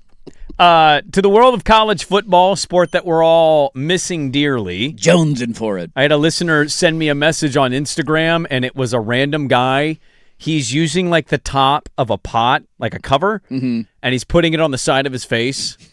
And it's him banging on a window, and they're using the audio from Interstellar. Don't leave, Merv! Don't leave! And he's like me telling future me to not, or past me to not get up during that boring Thursday night football game in June. It's Panthers and Saints. I don't care! I'd kill for that right now. And we don't have that. So we're obviously very football hungry right now. ACC Media Day, Mario Cristobal stepped to the podium and was asked about, hey, man, you got to the title game. You had a great year last year. How do you come in from last year trying to accomplish just a little bit more than what you did this season? In football, we do truly feel at the University of Miami that you never stay the same. You get better or you get worse. So elevating every aspect of the program starts with every individual. And I'm talking about the importance of challenging your coaches. We're blessed to have an excellent coaching staff, but there's no value in coming back thinking that we're going to be good. It's important that we self-assess and that we find every possible advantage and edge to give to our players so they can go out and be the best players they could possibly be. Mentality is everything for us. It really is. We like to get on edge and we like to stay on edge. And the only way to do that is by conducting certain levels of intensity and urgency as it relates to practice and preparation. And I think if you speak with our players and when you speak with them, I think they'll echo that. That's been what has really worked for us. And we're nowhere near where we want to be yet, but we're certainly gaining ground there. So we're excited to get this process rolling once again in training camp here in a couple of weeks. I mean, he got to the title game last year. He did. It is funny because we did the whole coach debate earlier this week about where guys are at and should he be higher on a list and all that. And it's funny to think back, and this is kind of to your point, if the committee makes a different decision, which they easily could have. They didn't need to include the ACC. They decided they wanted to, and ultimately, you can argue they made the right call because Miami got all the way to the national title game, and they were more competitive against Indiana than anybody else was that played them in the playoff. But if the committee makes a different decision, what is the narrative around Mario Cristobal right now? It's not very good. He would have missed out on the playoff again. He would have dropped a couple of games that he shouldn't have dropped, 10-2. Like, how do you lose to Louisville at home? How do you let that happen? And it's just funny to think of one decision. Now, he capitalized on the moment. Mm-hmm. They won their playoff, went on the road to A&M. They beat Ohio State, beat Ole Miss. Like, they were there. They had a chance to win the national championship game at the end. So he capitalized on the opportunity for all this goodwill that's been built in. But that's a thought that I've had since we had that conversation of committee makes one they decide, you know what, Notre Dame, the money's too big. We can't keep Notre Dame out of this thing. Miami misses the playoff. They spent all offseason kicking and screaming and yelling about how unfair it is. And they would have been right because they beat Notre Dame in the regular season.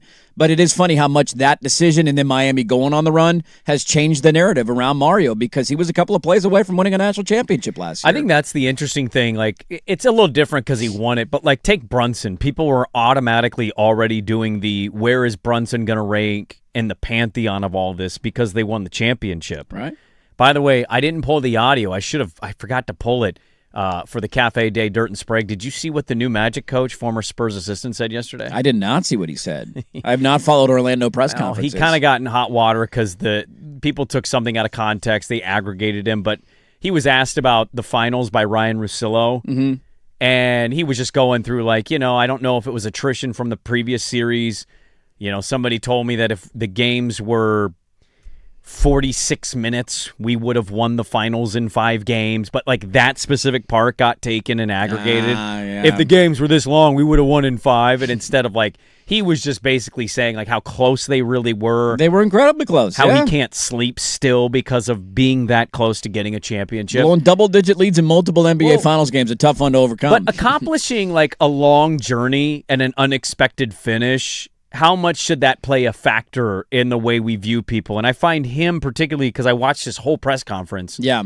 He's just a fascinating guy because I don't trust him still. There's still parts of you, they can't get over it. Yet I cannot argue with his program building. His Right. Oregon teams were really good. Think whatever you want to think about the disappointment. Yeah, it fizzled at the end, but he got him to a place that was elevating him, no doubt. And Manny Diaz can laugh and say, I won the ACC and got to the title game, and you haven't won the ACC. Who was in the playoff and who got to the title? Not Manny Diaz, Mario Cristobal. Mm-hmm. He also talked about his FIU experience. Did you hear this answer? I did not see that part of it, no. It was basically like, what did you learn from FIU that has helped you along the way? Or what was that experience like for you versus where you're at now? And it was like a 2.5-minute answer, but he was like, I realized I was the academic advisor, I was the guidance counselor, I was the bus driver, I was the cook sometimes. And he goes through it and like what he had to do at FIU. And he's like, before I even got to play a game, we were 15 games sanctioned and we lost this many scholarships. And I thought I could get us out of that hole. And I underestimated how hard that would all be. Gave a story about how they were supposed to go to Alabama to play, got to the airport, and the airline basically said, you guys haven't paid for a flight.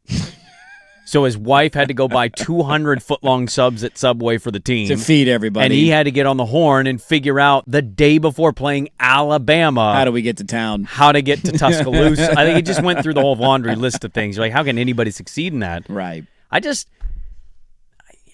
wouldn't say I'm rooting for him because I genuinely think he is a miserable human being. Yes. But damn it, if he didn't kind of win me over with getting as far as he did last year, and just you can't argue with the culture and identity. Now, do I still think they could disappoint and lose 2 random stupid games? He's done that almost every year in his career as a head coach. Yes, I do. They lost to SMU and Louisville last year. They did. And it almost knocked them out of the college football playoff. Many thought it should have. Yes. But their win over Notre Dame propelled them in, and then they jumped that from there, and they go all the way to the title game. And So properly working out how to feel about Mario Cristobal as a coach is still a very odd endeavor. There's also an interesting angle to me of the ACC, and I know this is a bit ironic because they didn't win the conference last year. Duke did. But we have this feeling right now in the Big 12, and time will tell if it ends up being correct, of you kind of have one team doing it a certain way and everybody else doing it maybe a step or two behind, mainly from a financial angle of like Texas Tech is competing at the highest level of the sport, and I don't know if anybody else in the Big 12 is. It doesn't mean that other teams can't win the conference or be competitive. That's not the argument. It just is that one team seems to be a little bit ahead of the others. I have that same feeling. I don't know about you guys, but when I look at the ACC, and we go through this entire conference. Like, you got James Franklin at Virginia Tech, which is interesting, right? Like, he's been good and he's won a lot of games he's supposed to win, but can't win the big one. There's not a lot of big ones in the ACC, so I think he can get them back to a respectable point. Clemson is, I don't know what the hell Clemson is right now. And Dabo, talk about, a guy on a hot seat. He should be, and he's going to come here and brag about how we did it 10 years ago, but it's like that doesn't matter to the fans. We just talked about Mike Norvell, who looked as of 3 years ago as this up and rising coach, and now it's been a dumpster fire for 3 years, and they're going to fire him with a bad season. Who is their competition in that conference? And again, I know it's ironic because they didn't win the conference last year. Louisville? Maybe it is Louisville. Maybe their coach is pretty good. Jeff Brom's awesome. He beat him last year. I love Jeff Brom, dude. He's one of the best coaches in the sport. But from a financial standpoint is my main argument. If you go to the Big Ten, and Oregon spends a lot of money, no doubt about it. Yeah. So does Ohio State, so does Michigan, so does now Indiana, so does USC. So you go down the list, right? You go to the SEC, it's the same way up and down. Yep. Miami seems to be ahead of everybody else in that angle from a talent acquisition and a money-spending angle. It's no different than Texas Tech in the Big 12. Exactly. And so they're in a tough spot where it's almost like if they don't win the conference, it seems like a massive disappointment. And at the time it was last year, and then they went on the playoff run and it kind of nullified that argument. But look at their schedule this year, man. Like, you got Notre Dame in November, which is a big game on the road, and I don't know if they win or lose that one. Should be fantastic. On November 7th. I think that's one of those days of the calendar where it's like Oregon, Ohio State, Miami, Notre Dame. It's going to be a great day. Yeah. Outside, you got a road trip to Clemson. Florida State at home. Again, I know. We don't know what Clemson is. We don't we don't know what they are, but I know what Miami is. From a recruiting and talent acquisition standpoint, they have the best quarterback in the conference. Lost some line guys. No doubt about it, but what does Mario recruit better than anything? The line. Offensive line guys. Like, I don't have a huge fear that their offensive line is going to fall off defensive line, the too, cliff. Defensive line, there's no doubt about it. He's been great on both sides, and so there is an expectation of, like, you should dominate this conference because of what is around you. And maybe, I don't know, maybe that's giving them too much credit off of one postseason run, and is that the fluke or the outlier, or is that what they're going to be for years to come? Yeah. But they're the cream of the crop in the ACC, and it's not even a debate. Well, I was wondering if you would say that. I want to talk about that on the other side, because I think you could use it in multiple conferences of just like the idea of winning the conference versus are you good enough to get into the dance? Because last year they were not good enough to win their conference, yet good enough to get into the dance, and then that got them to the national championship. So we talk about that on the other side. And how do you view Mario Cristobal after getting to the national championship and being maybe a possession away from just having the ultimate back in Miami? So we'll talk about that on the other side. Dirt and Sprague 105.1, The Fan.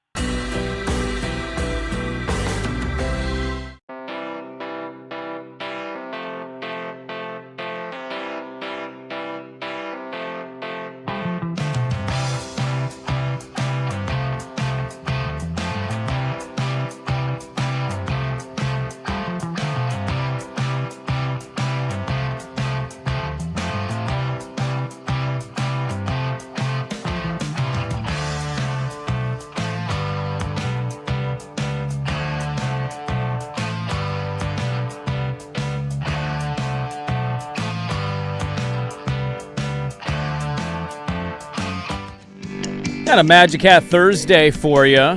Good morning, Dirt and Sprague here on 105.1 The Fan and the Fan Sports Network. College football talk on The Fan is presented by Xfinity. Score the most reliable Wi-Fi, one price, 5 years. Guaranteed Xfinity. Imagine that.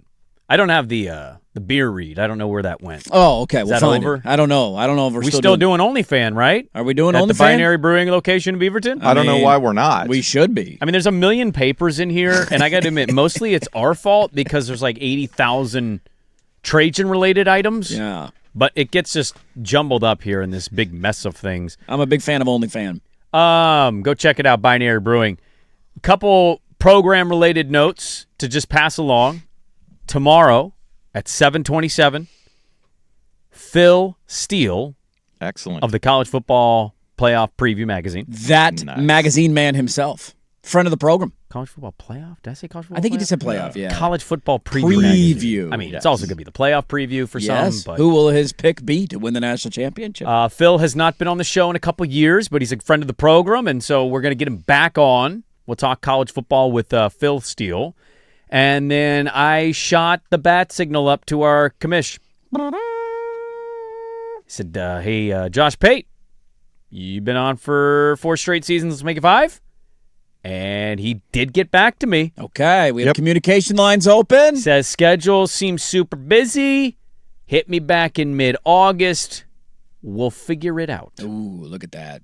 Shout out to the commish. Let's make it happen. What does it say that he didn't respond to 2 different texts from Swag? Did Swag actually send the text, or did he just see mine and choose to respond to me and not Swag? I think he saw yours, then he responded to mine. Because I did get a text back from him yesterday about the same time you texted me. What'd he text you? He double-dipped the chip. Check back August? Yeah, same stuff. Yeah. Check back in August. That's what I thought. We're hitting him from 2 different angles in Portland. That's how we got to says, roll. yes, sir. Got to work on Sked. Hit me back in August. I'll know what we can do. Okay. Yep.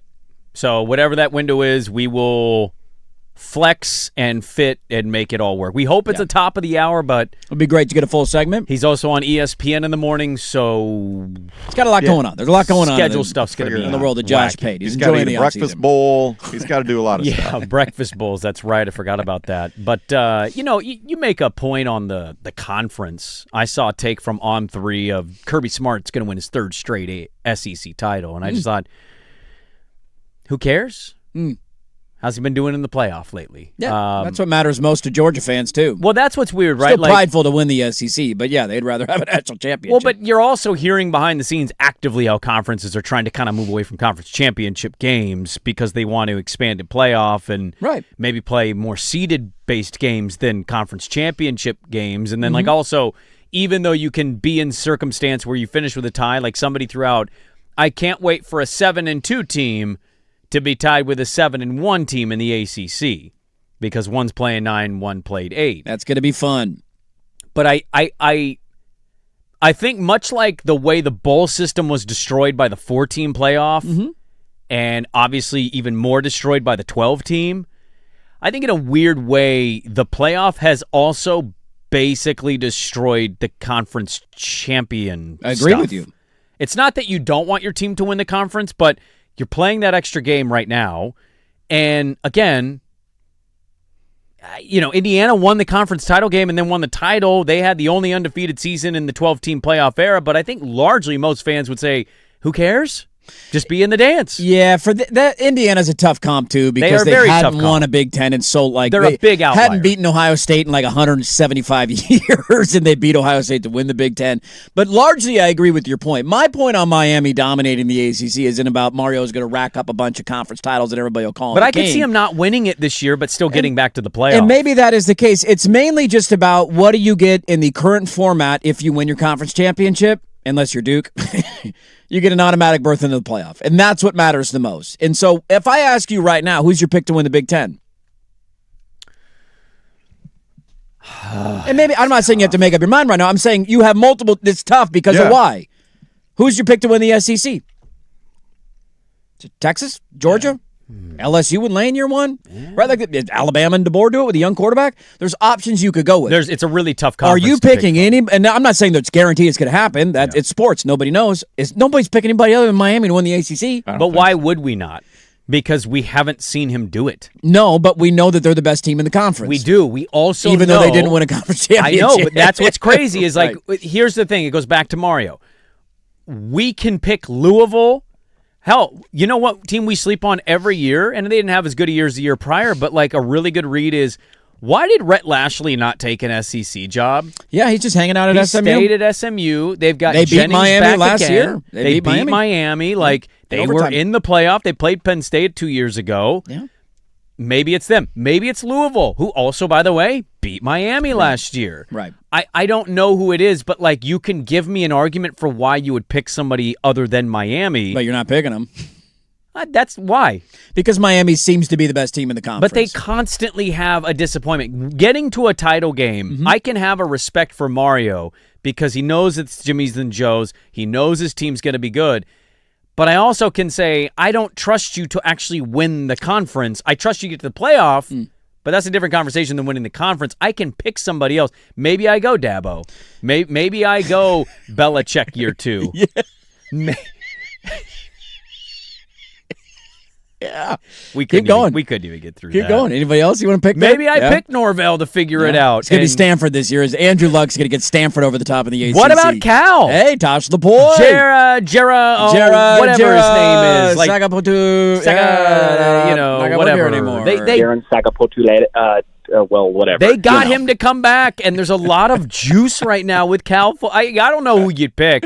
Maybe you're right. Maybe most people just default to Miami. Let's also but he's never won it. That's totally fair. And that's different than saying make the playoff, not make the playoff. I also will say, like, the biggest reason why they just seem to be why I would make that argument of them having ability to dominate is because it feels like they have the ability to acquire talent more than anybody else in the conference. And that year after year, building over year, is just going to put you in a different level. Doesn't mean you're guaranteed to win the conference every year. Doesn't mean you're automatically going to do it. It just means you're going to have the best shot to do it year in and year out. Yes. Let's also call a spade, and they would have won the conference last year had the conference not been stupid and done what they should have done. Put them in the title game. Yeah. There was a 5-way tie for second place with all these teams having 2 losses. That's why they did tiebreakers. Virginia was in first place. They lost an ACC game that counted as a non-conference game for some ridiculous, ludicrous reason. And if Miami played Virginia or Duke, they would have won the game. And they would have won the conference, and this whole he hasn't won the conference thing would be a little bit different. Yep. My main point on Miami is, and you're not wrong, maybe somebody surprises us this year, and maybe there's a program out there that I'm not giving credit for.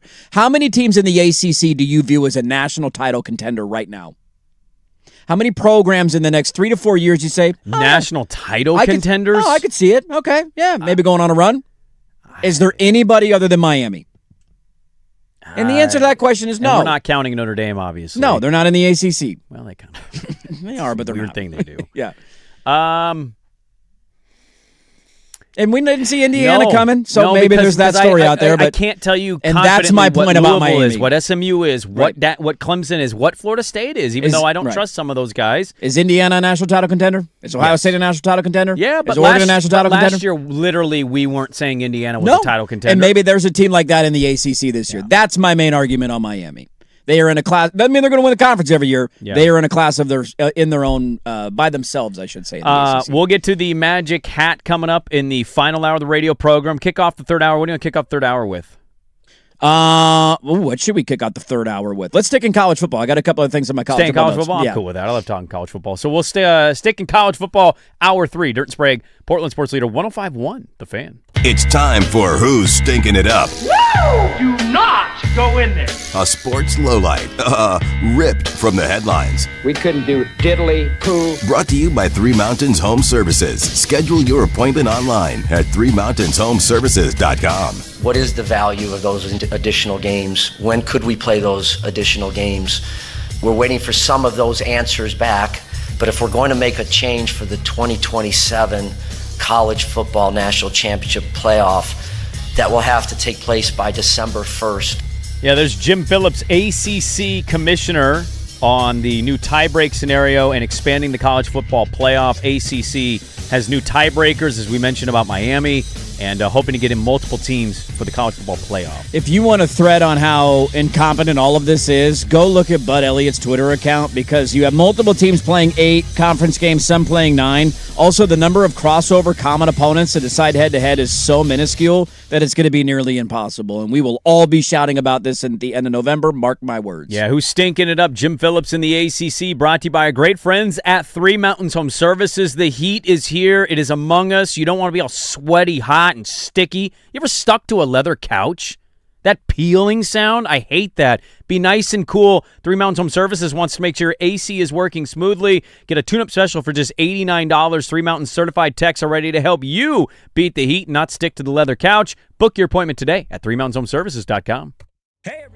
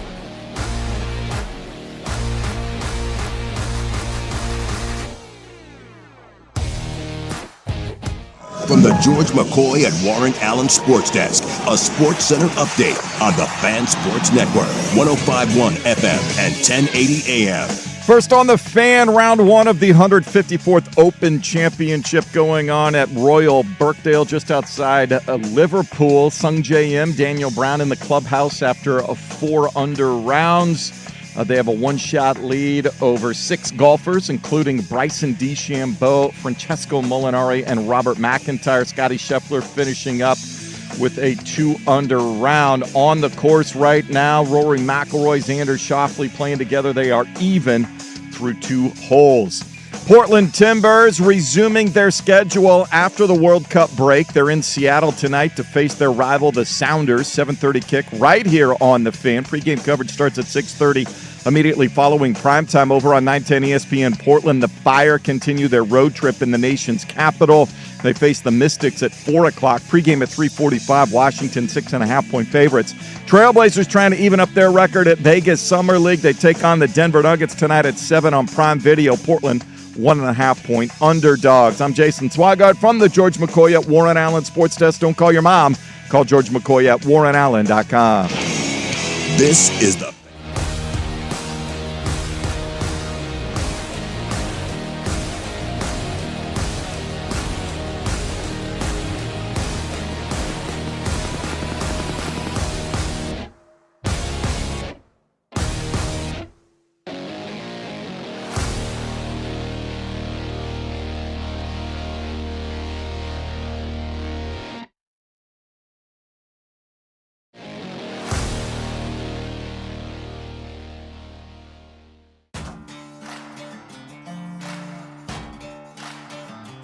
Sprague on the Fan Sports Network, 105.1 FM and 1080 AM. The Fan.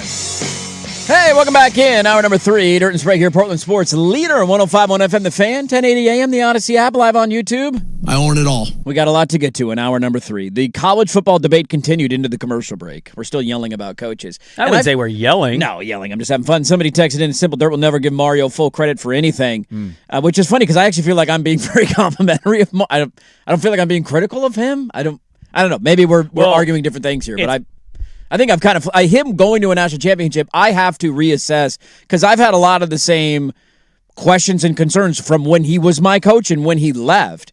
And then when the way things started at Miami of running the ball when he could have taken a knee and the struggles and dude, I was the first one to point and poke and laugh and ha, ha, ha.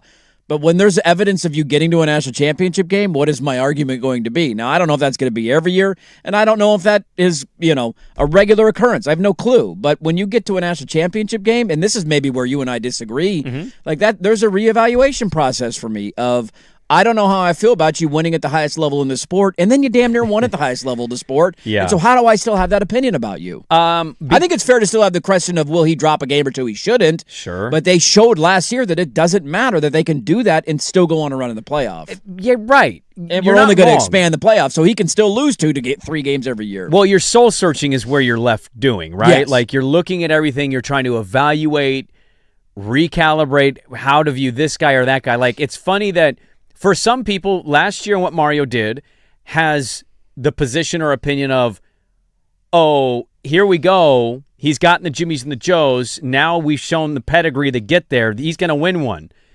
We have another coach that won it the year prior, and I think weirdly, I think a lot of people in the college football world don't. He doesn't get view any him credit as for one it. of the top. He doesn't get credit for it. No. Yeah. Ryan Day won the national championship. He did. After having a disastrous, by their measure, season, right? Didn't Michigan go to the game was a conference disaster. championship game, lost to your rival, horrible year in their standards. And they go on a run, and they do it. And we go into last year, we're like, he's got Pierce nipples. This guy he still ain't it. Mario loses in the title game, and we're recalibrating how to feel. Look, I'm not saying you shouldn't give guys credit. You always got to give flowers to people that either win the title or get to a championship. It's not easy. But I also think sometimes we way too sway the other way based on the final results of stuff. Now, I'm not telling you Mario isn't a top 10 coach in college football. I will absolutely give him that credit and a credit to him for what they did last year. Right. I don't know, man. I didn't think A&M was world beaters. No. They had their faults and their weaknesses, no I'm doubt. pretty But they sure had to we go did on the the road and bracket. win the I game. picked him to beat A&M, so yeah, that I was thought a they were trendy going to pick. win. Not many people, if at all, picked them to beat Ohio State. No, and that was certainly like, that was whoa, the game. How about that? But then also, like, did you love Ohio State last year the way that we have in other seasons? But it's still Ohio State. Exactly, to your point. you beat Ole Miss. And I didn't know, well, like Ole Miss was a good win, but it was Pete Golding. You beat Pete Golding. I don't know how he's to better feel than about Lane Pete Golding. Kiffin. We don't know yet. He worked for Lane Kiffin, We all right? have no idea. That's the guy that worked for Lane Kiffin. This is I'm going to put this up as a poll question. Like, are you really changing all of how you feel about Mario getting to the title game? I give him his credit. I actually commend the way he's built Miami. I think you're poo-pooing it. I'm getting a sense of a poo-poo right now. I'm not going into the regular season suddenly going, well, like, I think Notre Dame's going to beat them. They very well could. It might not matter. So what's that going to say? Marcus Freeman has the power rank. Like, we're just going to keep doing this power rank coach thing based on just every result of every game. So I'm gonna put this up as a poll question, and let me know if this phrasing is correct. Okay. All right. Do you change your opinion on a coach if they reach the national championship game? Yeah, I think that's right. So basically, I would say I do. But I understand a lot of the argument that you're making, and some of my changed stance on coaches then needs to still be verified, if that makes sense. Like, what you did last year was great, and that was, oh my God, you got into the playoff, you made it all the way to the national title, you damn near won the thing. How about that? If you come out and go 9-3 this year with Darian Mensah as your quarterback, and you don't get to the ACC title game again, and you miss out on the college football playoff, then by all means, I'll say, yeah, that looks more like an outlier. It's more about... So what do you do about Marcus Freeman? He was in it 2 years ago, didn't make the playoff. He did not make the playoff. I'm not out on Marcus Freeman. It's not about... And that's where it's like, it's not about I'm firing him in or out. Sure. It's just about there was legitimate questions, and for a lot of the reasoning being valid because of things he did as a coach about can Mario do it?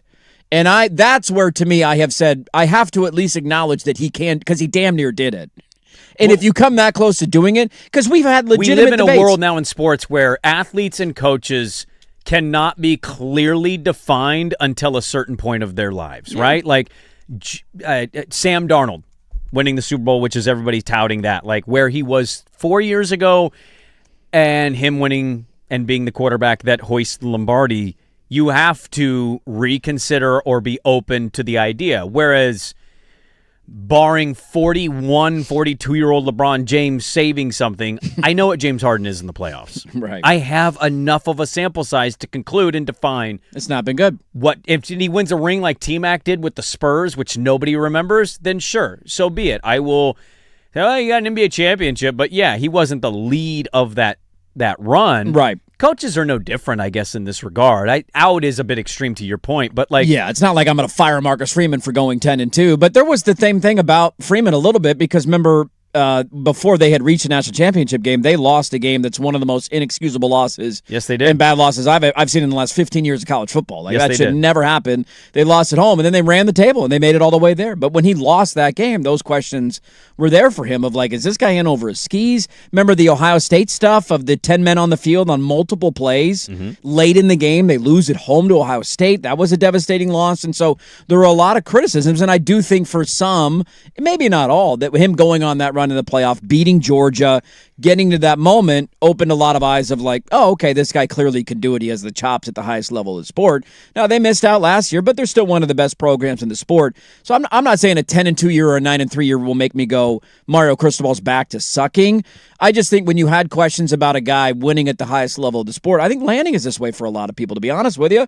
Like, if you're not an Oregon fan and you like poking fun at Oregon, that is a narrative that is out there about him. And if he makes the national championship game this year, will it change the narrative for him? I think it'll help change some of the narrative. I don't know if he loses in the title game, people are going to say, oh. He could get there, but he can't win the big one? The biggest one? He can win big ones, but not the one? For a lot of people, yeah, until you do it. I mean, even when you win it, you don't always get the credit. We talked about Signetti and Indiana, and you're like, are they going to not be 8-4? And I'm like, that seems like a bit of a stretch. Maybe they will one day. Who knows? But right now, my evidence is the guy wins. Google him. Yeah, everywhere's been. He's lost 2 times at Indiana in 2 years, and he has a national championship. So I think it's just all about how you view individuals and how much stock you're willing to put in. Hey, they had a really damn good season. Getting to a title game, even when you lose and it's devastating, nobody's arguing. Like, that's an unbelievable year for Mario Cristobal in Miami. Yeah. And I think there's a lot of coaches that if they get there, it does change the narrative. It's certainly going to help your narrative of Dan Lanning if they get to the title game. Without a doubt. Even if they lose, you're not going to say, well, it's impossible for him to win it. You're going to more argue the other side of like, he just got to the title game. Why can we not say he can get to there again and win it? That's kind of my point on guys like Mario and Marcus Freeman, and I think they're a little bit different because Mario had a longer track record of falling short. But the idea of if you can get there, I have to then go to a place mentally where you can win a national championship. See, I think Mario because and Marcus you're one Freeman, game away. I think they make people feel the exact same way. Really? You might like Freeman more if you're a Notre Dame fan. You might like Mario more if you're a Miami fan. He doesn't have as much scar tissue just because he hasn't been as a coach he's younger, as long. yeah. It doesn't have as many years. Yeah. I kind of view him similar. It's fun. Look, college football's around the corner. I can't wait. I am so excited for the season to get here. I think it's going to be another fun, competitive season. I'm going to throw a couple of random names at you and ask, is there anything there? Because we're just sticking in the ACC a little bit. Their media days are going on. We will get, by the way, Big Ten media days next week, which should be a lot of fun. Yep. More interesting quarterback storyline for you in the ACC. Projected starters. Is it the younger brother, the smaller Mendoza, Alberto Mendoza, who is at, do you remember where he transferred? Oh, of course. Yeah, Georgia Tech. Absolutely. Haynes King's replacement. He backed up his big bro at Indiana last year. They did not want to keep him. And they wanted to move on to a guy who was more prepared. They thought, and they got the furry. Hoover is there. They did. Maybe his furry butt's going to win a Heisman. Yep. And Mendoza ended up at Georgia Tech, where you mentioned Haynes King was a transfer and ended up having a nice run there at Georgia Tech in their offense. I don't know how athletic Alberto Mendoza is, but he's at Georgia Tech, and talk about programs who have been good and punching a little bit above their weight class. Georgia Tech's become a very respectable program, and Brent Key run the ball. Or Missouri transfer / Penn State transfer. Now on his third team, Bo Pribula, who had 11 touchdowns and 9 picks as the starter at Missouri for the team who finished technically in first place in the regular season ACC standings last year, Virginia. He is their starting quarterback. Yeah, I'm going to roll the dice on the Mendoza I've never seen. Over Bo Pribula. I've watched Bo Pribula, and it's not that he can't be different, but I just don't He was feel not great last year. it. Remember, he was at Penn State, and then Aller came back for another year, and he ended up transferring. Yeah, because he filled in for Aller in a bowl game, right? He did in his freshman season, I believe, if and I'm not everyone's wrong. like, oh, he's going to be it. And then Aller came back, and he went, no, I don't want to wait again. He was the next in line, went to Missouri, and it was like, here we go. And it was 11 touchdowns, 9 picks. Now, he did get hurt, to his credit, to defend his numbers a little bit. He did not play their entire season. He had a pretty gruesome injury, and then somehow was back like 3 weeks later playing. A lot of big numbers against bad opponents, and then you look at the bigger teams that they played, Auburn, Alabama, and it was Oklahoma smoked them. It was pretty rough in those ones. But again, it's just the idea of like nobody saw Virginia coming last year, and now he's their starter. And what Mendoza's younger brother does at Georgia Tech is an interesting storyline for me. I don't know how to gauge some of the teams in the ACC. Like, there's a lot of questions. Like, what is your honest-to-God win-loss expectation with Franklin at Virginia Tech? You know what I mean? Like, I don't have those answers yet. I haven't thought about it enough. I will say, in the conference Power 4 dynamic of stuff, I think they lack the juice the most. More than the Big 12, huh? Yeah. At least I got the Sorsby stuff now, so I have one team against its entire conference. There is that. Dillingham is there. You know, BYU might not be the sexiest team, and Satake is not the most outgoing of personalities publicly. Yeah. But there's just something, at least about that. Prime's in that conference. The ACC, to your point, it just feels so much like Mario and others. Yeah, and maybe that's not the case this year. Maybe it's Clemson. Maybe it's Belichick. This should be a bigger conversation. Well, Belichick was a storyline a year ago, and then it went so disastrously bad that I think everybody realized, why would we waste any time talking about Dabo. That? They do have Dabo. Norvell. Yeah. Who is more? Conference just lacks juice. What percentage chances would we put on Dabo and Mike Norvell not being the head coaches at Clemson and Florida State a year from now? Because it does seem like that's boiling over at Clemson, does it not? Well, I think Norvell is cooked. If they're like 7 or less wins, I think he's cooked. What did they go last year? Was it 3-9?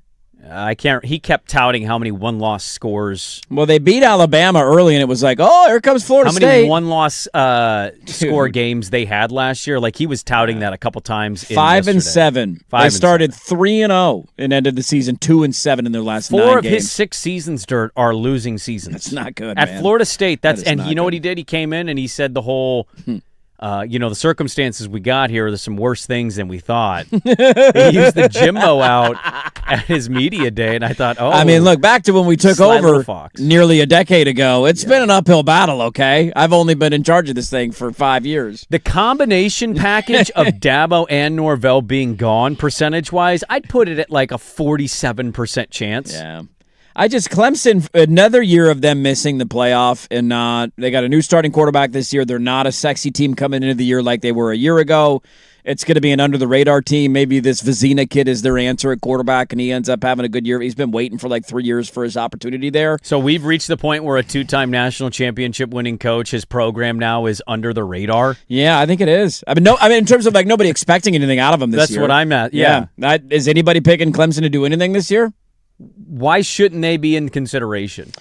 Because of how bad they were last year? I know, and not in the sense of like I'm trying to make a point that they should be. I find it hilarious that we've got to that point with Dabo at Clemson. It is pretty remarkable, man. They started the year 1-3 last year with losses to LSU, Georgia Tech, and Syracuse. You remember that one game at home against the know-nothing team? They were in a dogfight in that game.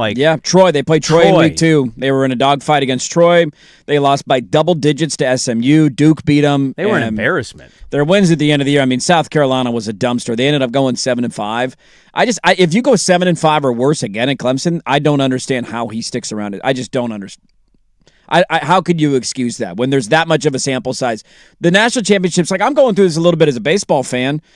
The Giants haven't won a postseason series since their last World Championship in 2014. That's the last time they won one. That was a long time ago. Now, I don't complain about it a ton because I got 3 titles out of it.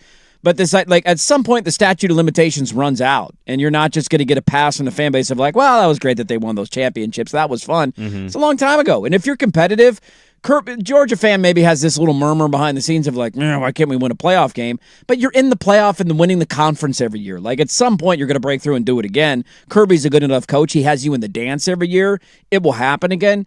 Clemson's been in the dance one other time recently. 2 years ago, they lost to Texas. That was the end of their run. And last year was such a dumpster, and the other years have been so bad, I don't see how he sticks around.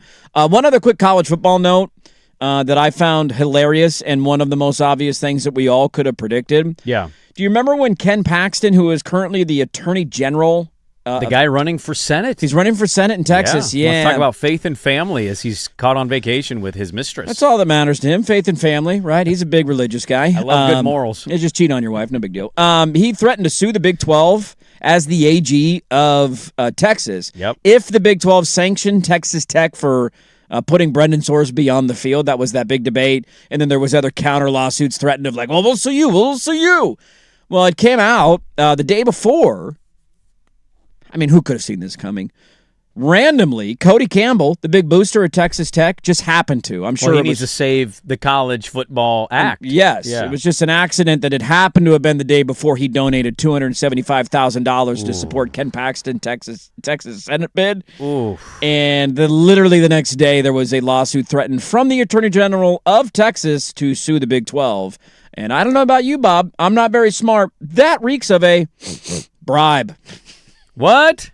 No, it's a coincidence. He's supporting a political Cody figure. Campbell just cares about the health of college athletics, though, and making sure everything's on the up and up. Can we pass this act already? All right, let me donate $275,000 to the Attorney General's Senate campaign so he'll sue the conference on my behalf. I don't know if there was anything more insulting than Cody Campbell saying the rest of the conference needs to get their act together. And other people going, come on, West Virginia, where's all that coal money, huh? You poor bastards. Where's Zoolander when you need him? Spend $40 million on a roster, you bum.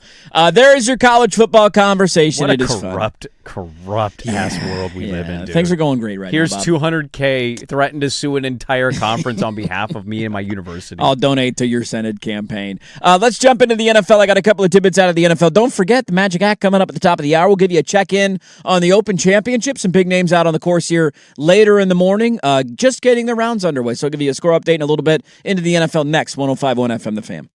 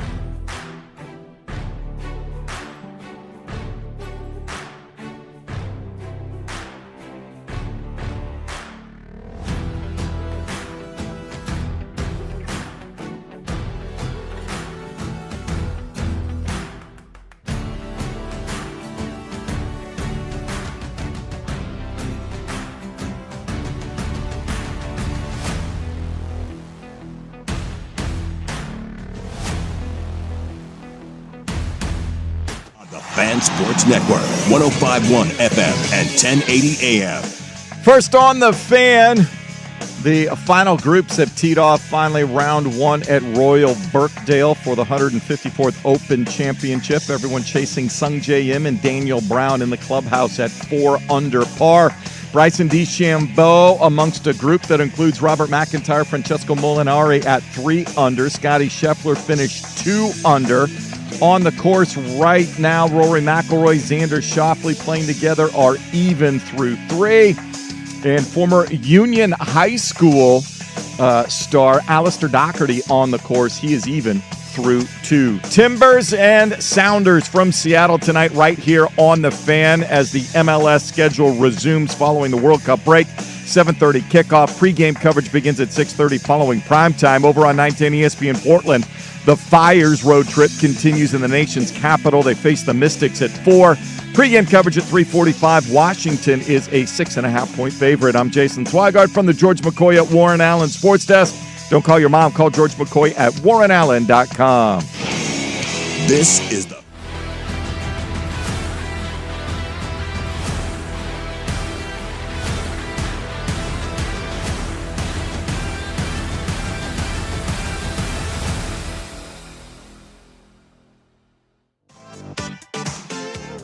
All right, welcome back in. We'll give you an update on the Open Championship coming up in a bit. A little more World Cup talk after that great Argentina-England game yesterday. Are we excited for the final on Sunday?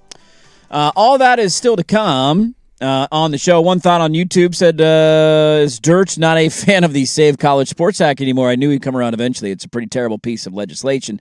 Look, I certainly understand the criticisms of it. What I would maintain, and by the way, there's an update on that today for those who care. Ross Dellinger is reporting that they are taking a heightened seriousness, or whatever phrasing you want to use.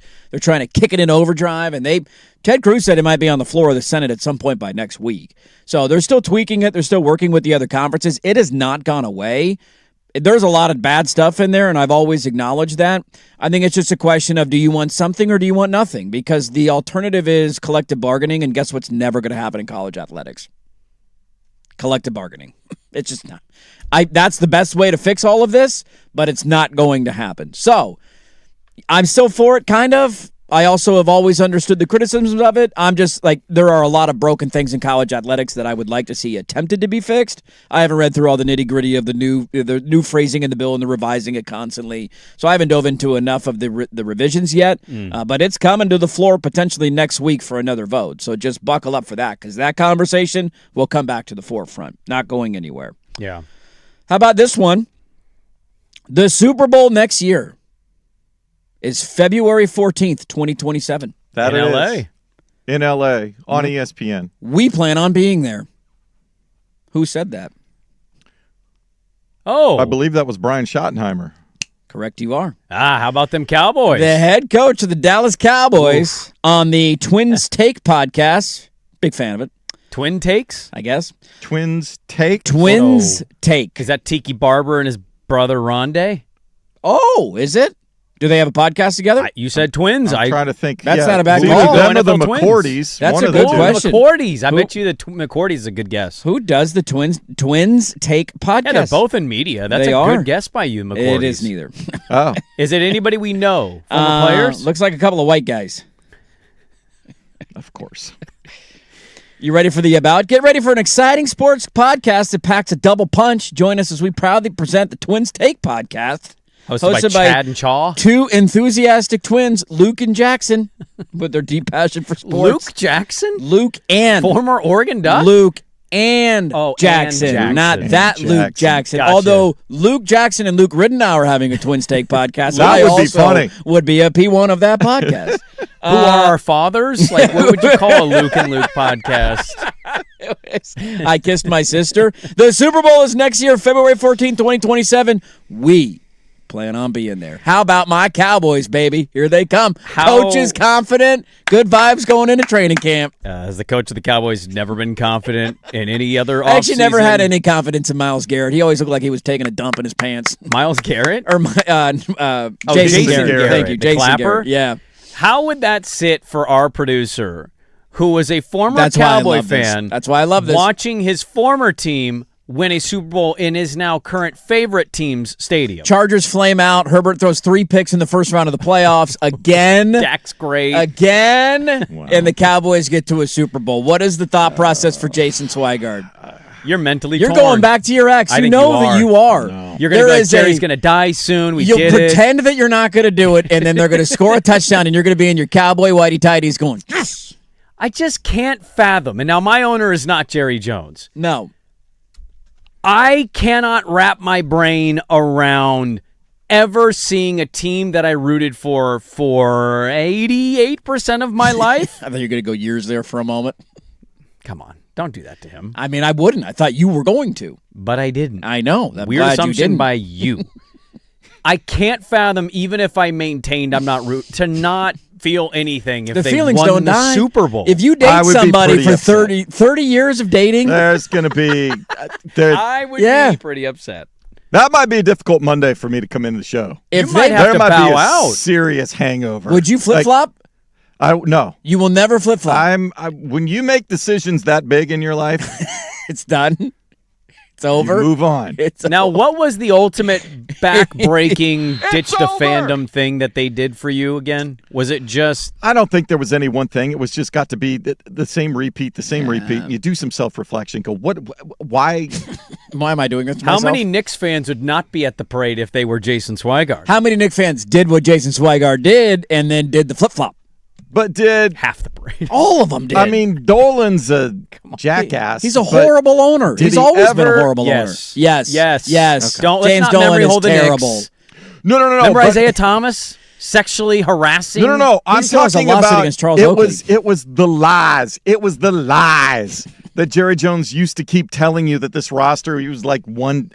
No, you're not. You're not close. The difference is that Jerry Jones does more in the media than Dolan does. He's a terrible Barker. What's he supposed to? He's selling tickets. Yeah. Is he supposed to come out and be like, I think we're he was about the an 8-9 GM team too, and that was the problem. He's the GM too. He's What do we think? Let's talk about this like he's not here. But Cowboys no, if that were were in the to Super Bowl? happen, Does he if they were to Cowboys beat the Chargers. do in the that, Super Bowl. yeah, That's an all-timer. That's going to be my Super Bowl pick this year, by That's the way. the funniest possible outcome, even though I'm picking the Swag Bowl. I'm picking Chargers v. Cowboys Super Bowl. Because I just won't believe anything he says right now. He's going to be emotionally devastated that he ditched the fandom. Yes. He couldn't just get through the crap like Andy Dufresne. It was right there. You had 10 more yards to go. It was 2 years ago They that you had given quit. you multiple Super That Bowls was and it. great seasons, and you left it because the old guy got nuts? That's going to devastate you. I think it was more a reflection like I should have left like 5 years previously. Yeah, you that stayed was too sort long. of what am I? My owner ran Jim Harbaugh out, hired Jim Tom Sula, Chip Kelly, and then hired Chip Kelly. Yeah. And I just was like, this is this dumb. sucks. But I stayed with it. Yeah. Now, we haven't won the whole enchilada, but we've had some really good seasons. Been close. Can you Knocking really? on the door. Like, Dirt's going on over a decade since his team won the World Series, and they're incompetently run, by the way. Yeah, I'm not quitting. He's never going to quit. I mean, I quit watching, but I'm not going to stop being a fan. Sure. Like, Well, I'm not I stuck- actively watching I stuck games. with the Dodgers through the McCourt nonsense. That's which what I'm should have saying. Never happened. You did that. The Dodgers were a dumpster. Cowboys forever. have given you more in your life than the Dodgers had Yes, prior they have. to their World Series run. Think about prior to that, those World Series titles. 3 Super Bowl titles in 4 years, was it, or 5? 3 and 4. 3 and 4. Plus, you saw some in the early or late 70s. Late 70s. Plus some like 14-2 seasons with T.O. and Romo, and like you didn't have bad football every year. The big tuna. Yeah, you had the big tuna. Yeah. Quincy Carter was awesome. No, Well, he I enjoyed all wasn't, that. actually. He was He pretty just got to the point where I was loved just, Quincy Carter. He was just lying. He was just flat out lying. Every owner is a liar. Our owner won't talk to our city council. Yeah. He might want to take our team from our city. We never heard from the other one. You know, punish For a decade. Dame Lillard. It's not Dame's fault. How It's dare you. Damian Lillard's an angel. I just saw that quote yesterday, and I thought, oh, we got to throw that one out there. That's pretty solid. Look, what's a coach supposed to say? No, we're not going to win the Super Bowl this year. What do you think, honestly? What's your real read on his emotional check if the Cowboys I think won he the will Super Bowl? pretend that he's not caring and not rooting, and then the game will start, and he will root for them to win. I don't think it's possible to. I think you can argue the ties are severed when times are good. Yeah. But when things get a little rocky. The logo. The logos on the sidelines. They're taking the field for the Super Bowl. Those turquoise pants come out of that He's tunnel. going to think of little Jason Swigard. What would little Jason think watching this game? Little Jason would be excited. He'd be jumping on the couch, throwing a ball around like Bart Starr. Man. You can't kill little Jason. We might. Now, Bart dare Starr I was suggest? a Packer. Yeah, what am I thinking? Roger Staubach. Thank you, Roger Staubach. There you go. Don't get in the way of a good rant. That was a good rant about little Jason, okay? Don't turn this on me because you're conflicted. Bart Starr. I'm like, what the hell does Bart Starr It have can't to be do a with good idiots? rant if you get the names that wrong. Yeah, it's all fine. Nobody cares anyways. If this happens, and I don't think it will, you can be with Dan Orlovsky and me and Dano Marty laughing. Schottenheimer Jr. or whatever his name is. I may have to put salt in the wound. Now, you know I'm a noted Cowboy hater. You hate the Cowboys. I do hate the Cowboys. I may have to rub salt in the wound and have Joe Fisher on the show that Monday. We would have to do that.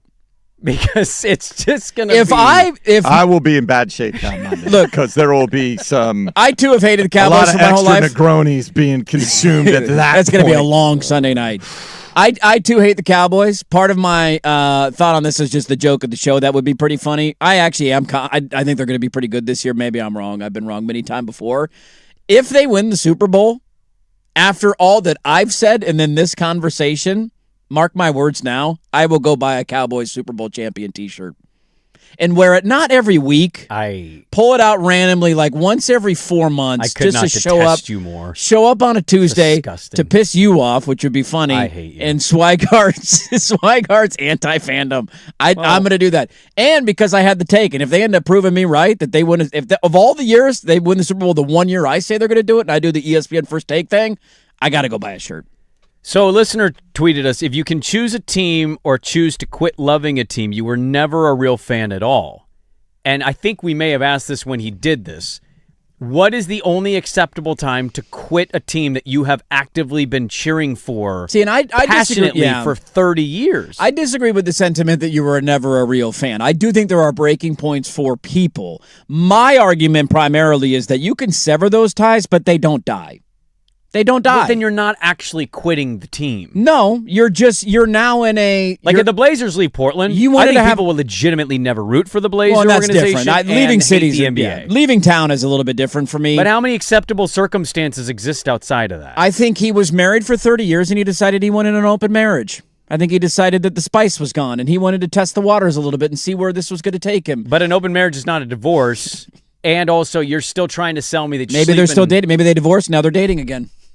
But he's not dating. If they win the Super Bowl, he'll be dating them again. He's in a real serious No, he's relationship not. with Jim Harbaugh. No, he's not. Yes, he is. No, he's He is gay for Harbaugh. Are you kidding me? He sees Herbert walking on the field. He's touching himself now. That's my guy. Mom's over here still making dinner at home. You're not telling me they're divorced. You're saying open marriage. Oh, jeez. Well, Daddy's Why over is here. Brad with another over daddy. again, too? Who's Brad? What's Brad doing here? That ain't Dad. Mom, why is Quentin Johnston in our bedroom? I got some more NFL stuff next on the Fan.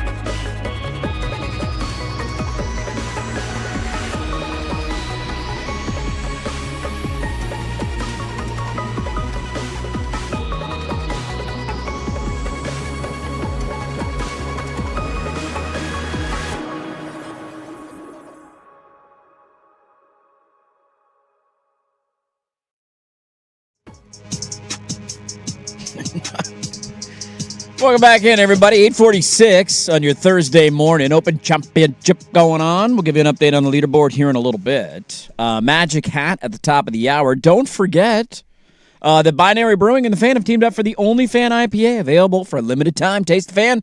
Binary Brewing's signature West Coast IPA. Go to Binary Brewing's Beaverton location and ask them about their only Fan. So good, only the Fan and Binary Brewing can pull it off.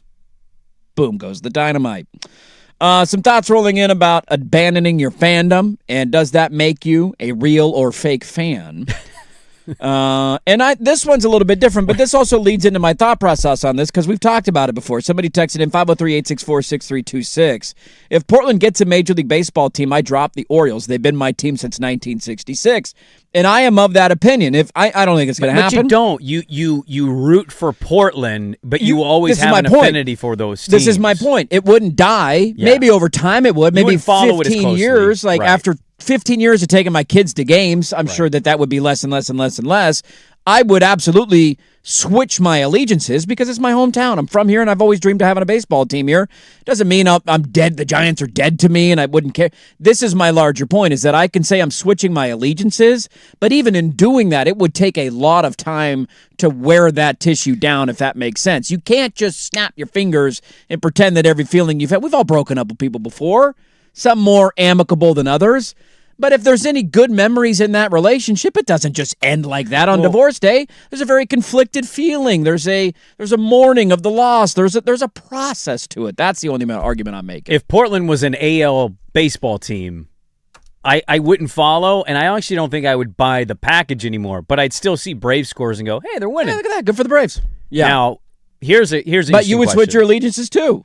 Well, I would just care far more about the Portland team. Because you'd be going to games and you'd be attending it. We'd be talking about it. Interviewing the players. It's also our city. We're from here. There's a little bit different. Let's say it's 5 years in. You're a diehard Portland baseball fan. The Giants come to town. Are you... You say in a Portland game, sorry? Yeah. I would root for Portland. Okay. Yeah. I wouldn't wear Giants gear to the game. I would not be a native Portlander. Are you going crazy when they score against the Giants? Is it a playoff game? Yes. No. Is it a regular season game? No. It's a crossover game. I mean, I'll clap. I'll cheer. I'm not going crazy during regular season games. Wednesday in the middle of July. Dude, you're not getting a lot of crazy fandom behavior out of me no matter the stakes of the game. I'm just not that kind of fan. I think I'm Rob Lowe for a while. Are you? I think the Braves come to town. Yeah. The Portland team scores. Yeah. You got a Rob Manfred hat on. It's a home run. Yeah. What's that? You got an umpire's hat on there? What's going on, man? What's that all about? So yeah, look, very controversial. I love that this is even a thought and it might happen. One other note, by the way, on the Cowboys, not to make this a first take hour of radio. George Pickens, the window to sign him to a long-term deal has closed. And the practical window for trading him has too. So he will play on the franchise tag this year. And hey, I'll say this. For a guy who has been criticized at times in his career about does he care, is he giving effort, having a guy on a one-year prove-it deal who's about to get paid next offseason might be a very good thing for the Dallas Cowboys. Now, you could lose him next offseason because you're already paying CeeDee Lamb, and they certainly haven't been willing to pay him yet. Couldn't come to an agreement on a deal. And incentivize George Pickens alongside CeeDee Lamb. Where does that rank in NFL wide receiver duos for you? Oh, it's near the top. Has to be top 3, right? How many would you put ahead of it? Would you put Devontae Adams and Puka Nacua ahead of it? Yes. You would? Okay. Who else? Who's else in the running? Jefferson and T. Higgins, or not Jefferson? Chase and T. Higgins. Chase and Higgins probably number one. Yeah. Where does the Steelers rank? Because they got DK now and Pittman. Yeah, I mean that's solid. I would take Dallas's crew over them. You would? I would. Yeah. If you gave me the pick of the two, I'd rather have CD and George Pickens. Now, it might again only be for one more year, and he is gone next season. But just another thing. You said Chase and Higgins. Chase and Higgins is probably number one. I would take Puka over both guys in Dallas. I don't know how. To your point, we kind of poo-pooed Devontae Adams a little bit last year. What about Detroit with Brown and Williams? That's a really good combo. I think I'd take Dallas's over him. Williamson? Jameson Williams. God, I'm blanking right now. The McDaniels. Swag's shaking it. What are you shaking your head at? William or Williams? Yeah. That's what I thought. The McDaniels, McConnells, McGonagalls. There's so many names like that in the NFL. Who has the worst wide receiving tandem? We always play who has the best. Who has the worst? Quentin Johnston and Ladd McConkey. No, there's somebody worse. Pretty than them. bad one, dude. You know who's an underrated one? Has to be with somebody worse. Than Underrated one for a team that absolutely blows chunks. It could be in the conversation this year. Who, the Cardinals? Correctamundo. Dikembe Mutombo. Is Marvin Harrison Jr. going to finally do it? I mean, I saw a shirtless photo of him the other day. Yeah. Woo. Turn you on or bad? Whoa. Big guy. Yeah, he's been lifting. Big guy. Michael Wilson came on big time last year at the end of that season. Who else could be in the running for this? This is a fun game to play. Who are Cleveland's top 2 wide receivers right now? Good question. Play that fun game. Well, they have, Jerry Jeudy. Yeah, that's true, Jerry Jeudy. Now, who's opposite Jeudy? Who's the other guy there? Who else are they throwing to? Great question. How would you feel, by the way, speaking of the Browns? They just drafted Casey Concepcion. That's right. So we got to kind of do a weights and sees. Dude, you got to give me a month to go over all the rosters, okay? Oh, I'm going to buy a magazine. My head's been in a soccer bubble. You're making me watch sports I don't care about. I need some time here to re-educate myself. How would you feel if your son benched you in fantasy football? Because that was a clip. I'm not watching it. I actually understand it. There's clips coming out of the quarterback documentary that have been pretty funny. I don't know if I'm going to watch it or not, but there's one of Baker Mayfield talking trash. That's pretty good. His back and forth. Jalen Carter spit, remember, on opening night on Dak Prescott, and he had some, you spit on me, Jalen? He's yelling that at him. There's a great Joe Flacco punking Shador Sanders clip about wearing a visor and how there's no practical purpose to it. You're just doing it for looks. And Shador's like, no, I'm not. He's like, yeah, you are. I was young and wanted a visor one time too. But probably the highlight of the clip so far is a mic'd up Joe Flacco's kid saying, man, I hope dad doesn't go off today. And mom leans over and says, why? And he says, because I benched him in fantasy football. I kind of understand it. I wouldn't be offended right? by it. Like his kids are at an age clearly where it's a lot of fun. Yes. The conversations, the questions. You have to lean into that era, even if they're going against you. Yes. You know how much trash talk he got to make at his kid after that game, probably? Oh, dude, if he lit somebody up, Shouldn't like, bench me. You got to bench me again, buddy? Have a little faith. An underrated one, as we revisit some of the NFL offseason, and all the fans of these teams are going to, you idiots, don't remember that. Denver, Cortland Sutton, and now Jalen Waddle. Yeah. Totally forgot Waddle had moved. I forgot Waddle was in Denver. Now, here it is. I think I have found the winner. The winner of the best tandem or worst tandem? Worst. Worst tandem? I dare you to find a worse tandem than Jalen Tolbert and Tutu Atwell. What team is that, by the way? Can you tell me the team? Who does Tutu Atwell play for now? Not the Rams anymore. He's not in L.A. anymore? Although the Patriots? No, the Patriots. No, it's not the Patriots. Is he in Miami now? He is in Miami. Jalen Tolbert and Tutu Atwell are your outside threats. 3 years ago, they had Waddle and Tyreek Hill. We were debating, do you pay Waddle? And look at that 1-2 punch. And now that's your 1-2 punch? Even if you don't that like has to be both, the worst, right? A lot of teams at least Who have are Tennessee's one. top 2 wide receivers? Well, Io Manor's got to be on there. Yeah, and right? he's fine. He was kind of the only one doing something. He had, how many receiving yards do you think Io Manor had last year? Well, he was only the healthy one, right? He I played think he had 500. They had multiple wide receivers play 16 or 17 games. Okay. He had 515 yards. He was the leading receiver, though, wasn't he? He was not. Who was? Okonkwo, their tight end was, with 560. Maybe I just put Io Manor in the Okonkwo thing. I don't know what they did in the offseason. I can't remember off the top of my head. Io Manor. They have Ridley still. Yeah, he had 300 yards in 7 games last year. Van Jefferson played the entire season and had 350. That's a pretty bad. This is their projected Tyler depth chart. Lockett. Ooh. Carnell Tate, who they just drafted. Carnell Tate, touche. Wandale Robinson, they signed from the Giants. Remember that? I do remember that. And now. they still have Calvin Ridley. Okay. Io Manor backs him up. That's pretty bad. That's how you give your young quarterback weapons. That's the model right there. One last note, by the way, Patrick Mahomes saying he plans to play. The goal is to play week 1 for the Kansas City Chiefs. So he's hoping to be back off of his off-season surgery. We have a lot to get to in the final hour of the show. Are you ready? Yeah. Magic Hat ready to go? I have not done my Open Championship peekaboo, so we'll do that at some point in the final hour of the broadcast. We'll play some more fun with audio from the great Argentina-England game yesterday if you missed that earlier in the show. Let's get to the Magic Hat, though. That's next on The Fan.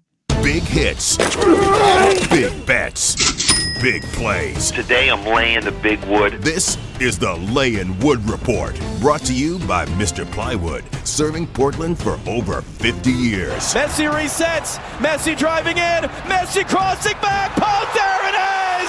Lautaro Martinez. Stoppage time. John Strong on the call. Argentina, 2 late goals, pulls ahead of England and knocks them out of the World Cup. And now we've got a World Cup final. Is Argentina going to repeat, or will Spain have something to say about it? Yeah, I'll be curious to talk a little bit more about that to soccer folks tomorrow. Like, where does this rank in terms of excitement? I know Spain's not the most entertaining team to watch. I thought the France-Spain game kind of sucked. That game was awesome yesterday, dude. Fireworks all the way down to the end. Argentina had a bunch of chances, and the GOAT delivered with a couple of big assists late. Lane Wood Report brought to you by Mr. Plywood. Serving Portland for over 60 years. They've got delivery, custom cutting, and special orders. Check them out. They have great customer service at Southeast Stark Street, and they're online, mrplywoodinc.com. The new home of the Portland Timbers is the Fan Sports Network. Glasser will serve it in. Gage Garrett's header. And the Timbers have found an equalizer. Every goal. Every match of the MLS season. On the Fan Sports Network, 105.1 FM, 1080 AM, The Fan, with select games on our sister station, 94.7 Alternative Portland, the Portland Timbers, and the Fan Sports Network. Experience the thrills at Portland International Raceway. 180 miles per hour action as the NTT IndyCar Series returns August 7th through 9th for the only Bulls Grand Prix of Portland. Kick off the race weekend on Thursday, August 6th with a Grand Prix run fueled by Body Armor, plus a free community party to see IndyCars, enjoy live music, and more at Portland's fastest park, Portland International Raceway. The stars and cars of the Indy 500 invade for the only Bulls Grand Prix of Portland, August 7th through 9th. Kids 12 and under free. Buy your tickets now at raceportland.com. Dear Soccer, with Toyota's all-star lineup, everyone's game. From goalies to forwards, and all their fans. Camry and RAV4 have the fuel efficiency to take any match into overtime. Tundra's packed to the rack with value. Tacoma's a fan favorite. And they all come with standout savings. Kick back and let's go. Find yours at Toyota.com. Toyota, let's go places. When you're hiring, have you ever felt like you're missing out on meeting great candidates? Well, they're not hard to find when you go to ZipRecruiter. ZipRecruiter helps 10 million people with their job search every day. People who are actively looking for jobs like yours. So it's easy to find the right person fast. 4 out of 5 employers who post on ZipRecruiter get a quality candidate within the first day. Try ZipRecruiter for free at ZipRecruiter.com/radio. That's ZipRecruiter.com/radio. Hi, my name is Lloyd Lockridge, and I'm the host of a new podcast from Odyssey called Family Lore. In this podcast, I'm going to have people on to tell unusual and sometimes far-fetched stories about their families. I've heard my whole life that she invented the margarita. And then, we're going to investigate those stories and find out how much of it is true. He gets a patent 1 month before the Wright brothers. Oh my God. Please follow and listen to Family Lore, an Odyssey podcast, available now on Apple Podcasts, Spotify, or wherever you get your shows. This is the story of the one who keeps multiple buildings running smoothly day after day. Plumbing that flows, HVAC that hums, cleaning supplies that keep surfaces sparkling. That's why she counts on Grainger. With easy reordering online and 24/7 support, Grainger helps her keep the products she needs on hand. So shelves stay stocked and buildings stay ready. Call 1-800-GRAINGER, click Grainger.com, or just stop by. Grainger, for the ones who get it done. Honey, did you invite the minions over? Well, you know how we talked about getting Wi-Fi from Xfinity? Yeah. I ordered it this morning, was online in minutes, then they showed up. So they just came over to use the Wi-Fi? For what? Better not to know. Get online in minutes with same-day Wi-Fi from Xfinity. Plus, lock in your price for 5 years and see Minions and Monsters only in theaters. Xfinity. Imagine that. Restrictions apply. Not available in all areas. Learn more at xfinity.com/same-day Wi-Fi. Portland's original sports talk station, KRSK Portland, KRSK FM HD1, Malala, Oregon, and Odyssey Sports Station. Now, from the George McCoy and Warren Allen Sports Desk, a Sports Center update on the Fan Sports Network, 105.1 FM and 1080 AM. First on the Fan, round 1 of the 154th Open Championship from Royal Birkdale. The afternoon wave now all on the course.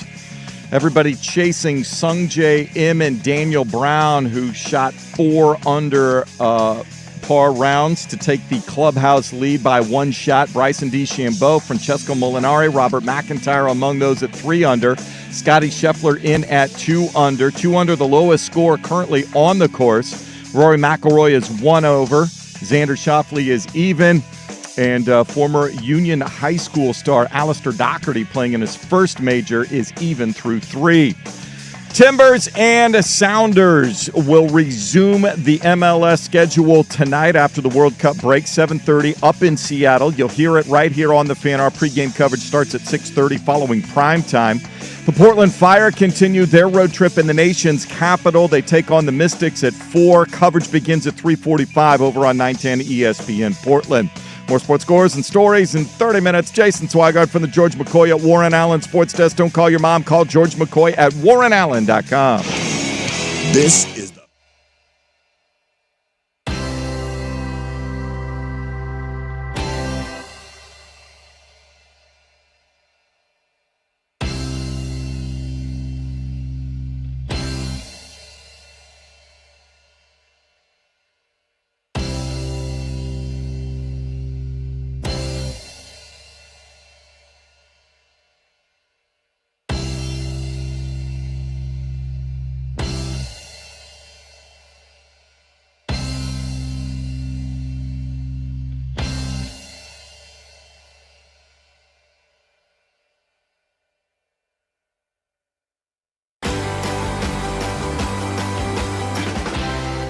The Fan.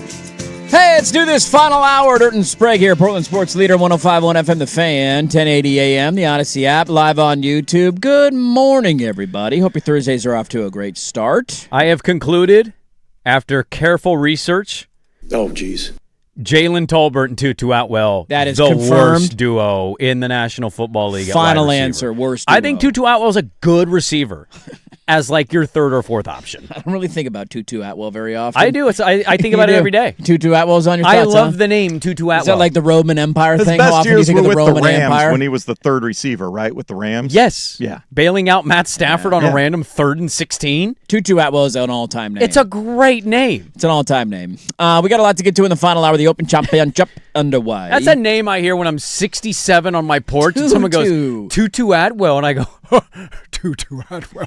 I remember Tutu Atwell. Without any teeth. Kind of went a little older than You 67 did in the 60s, there. yeah. You know, when I'm like 82. Let me tell you about Tutu Atwell. You'll never forget. He wore the number 5, Tutu Atwell. By the way, not for this segment because we double dip the Magic Hat because it's double dip worthy. I have a late submission for the second Magic Hat segment that just came up in a commercial break conversation that needs to get talked about. So I will hold this. We'll get it in the hat in the second half. But let's get to the Magic Hat. Let's get to the Magic Hat. It's the Magic Hat. Yeah, baby! That's what I've been waiting for! Bring it on. Basically a bunch of topics, and we have no idea where the sports gods want us to go. Okay. Until Swag pulls it out of his Magic Hat. Hocus pocus, where are you? Now you see me. Now you don't. It's magic. It's simply what it is. It's magic. We don't know what's going to come out of this hat. Where is that rabbit? Abracadabra, MFers. Let's do the Magic Hat. The only thing this hat's good for is the trash can. It is Magic Hat time. Happy Thursday, final hour, everybody. It's been a fun show so far. If you slept in today, you missed a nice little thunderstorm. We got a show this morning on the way pretty cool, in, man. dude. That's Lightning pretty cool. was everywhere. I was like, is it hitting downtown Portland right now? Fantastic. You know what I was saying on the way in? What? Do I like it? Out of context, the Laurel Rutledge, Marcus Spears thing. That's a little dirty. I like it. What do we got in the Magic Hat today, Swag? Let's see what we've got here. Dive on in. The Magic Hat diving in. First Hopefully I up, can remember all mine. time to investigate. Okay, this is a great place to start. I'm glad this one got pulled first. I'm also glad you pulled this because we were on the same cycle. We need to put our investigator hats on. Okay, I need your Sherlock Holmes magnifying glass. We need to go Scooby-Doo. We need to go Scooby-Doo. I don't think we do. We don't need to pull a mask Did off. he or did he not? Is the question. Yeah. From the Senate floor. This is all you need to know. Just think, did he or did he not? I'm going to play it, explain it afterwards. Let me know what you hear. The American people need to know, of course, how and why this chaos is spreading through their streets, and we need a complete investigation that's independent. Now, on Iran and the NDAA, When all the Trump administration can say about his disastrous war with Iran is that Vietnam was worse? Did he? You love, or did he not? You just love a fart. He's so good, forever gonna love a fart. I love the idea of somebody in a very public setting like that on the floor of the United States Senate. That is Chuck Schumer, if you don't know, who we should have term limits, get him the hell out of there. Who is clearly uncomfortable. Maybe he's eating Taco Bell and he's got a bit of that bacteria boiling over in his stomach. Because if you're letting one fly in that moment, that tells me you got some bubble guts going on. Yeah, so because you're totally focused. You have the floor. You are focused. This he is your time. Making a point. He is scolding yes, whoever. I'm going at the administration. Yes. Let me make my point. But simultaneously, in the back of his mind, what's happening? Uh-oh.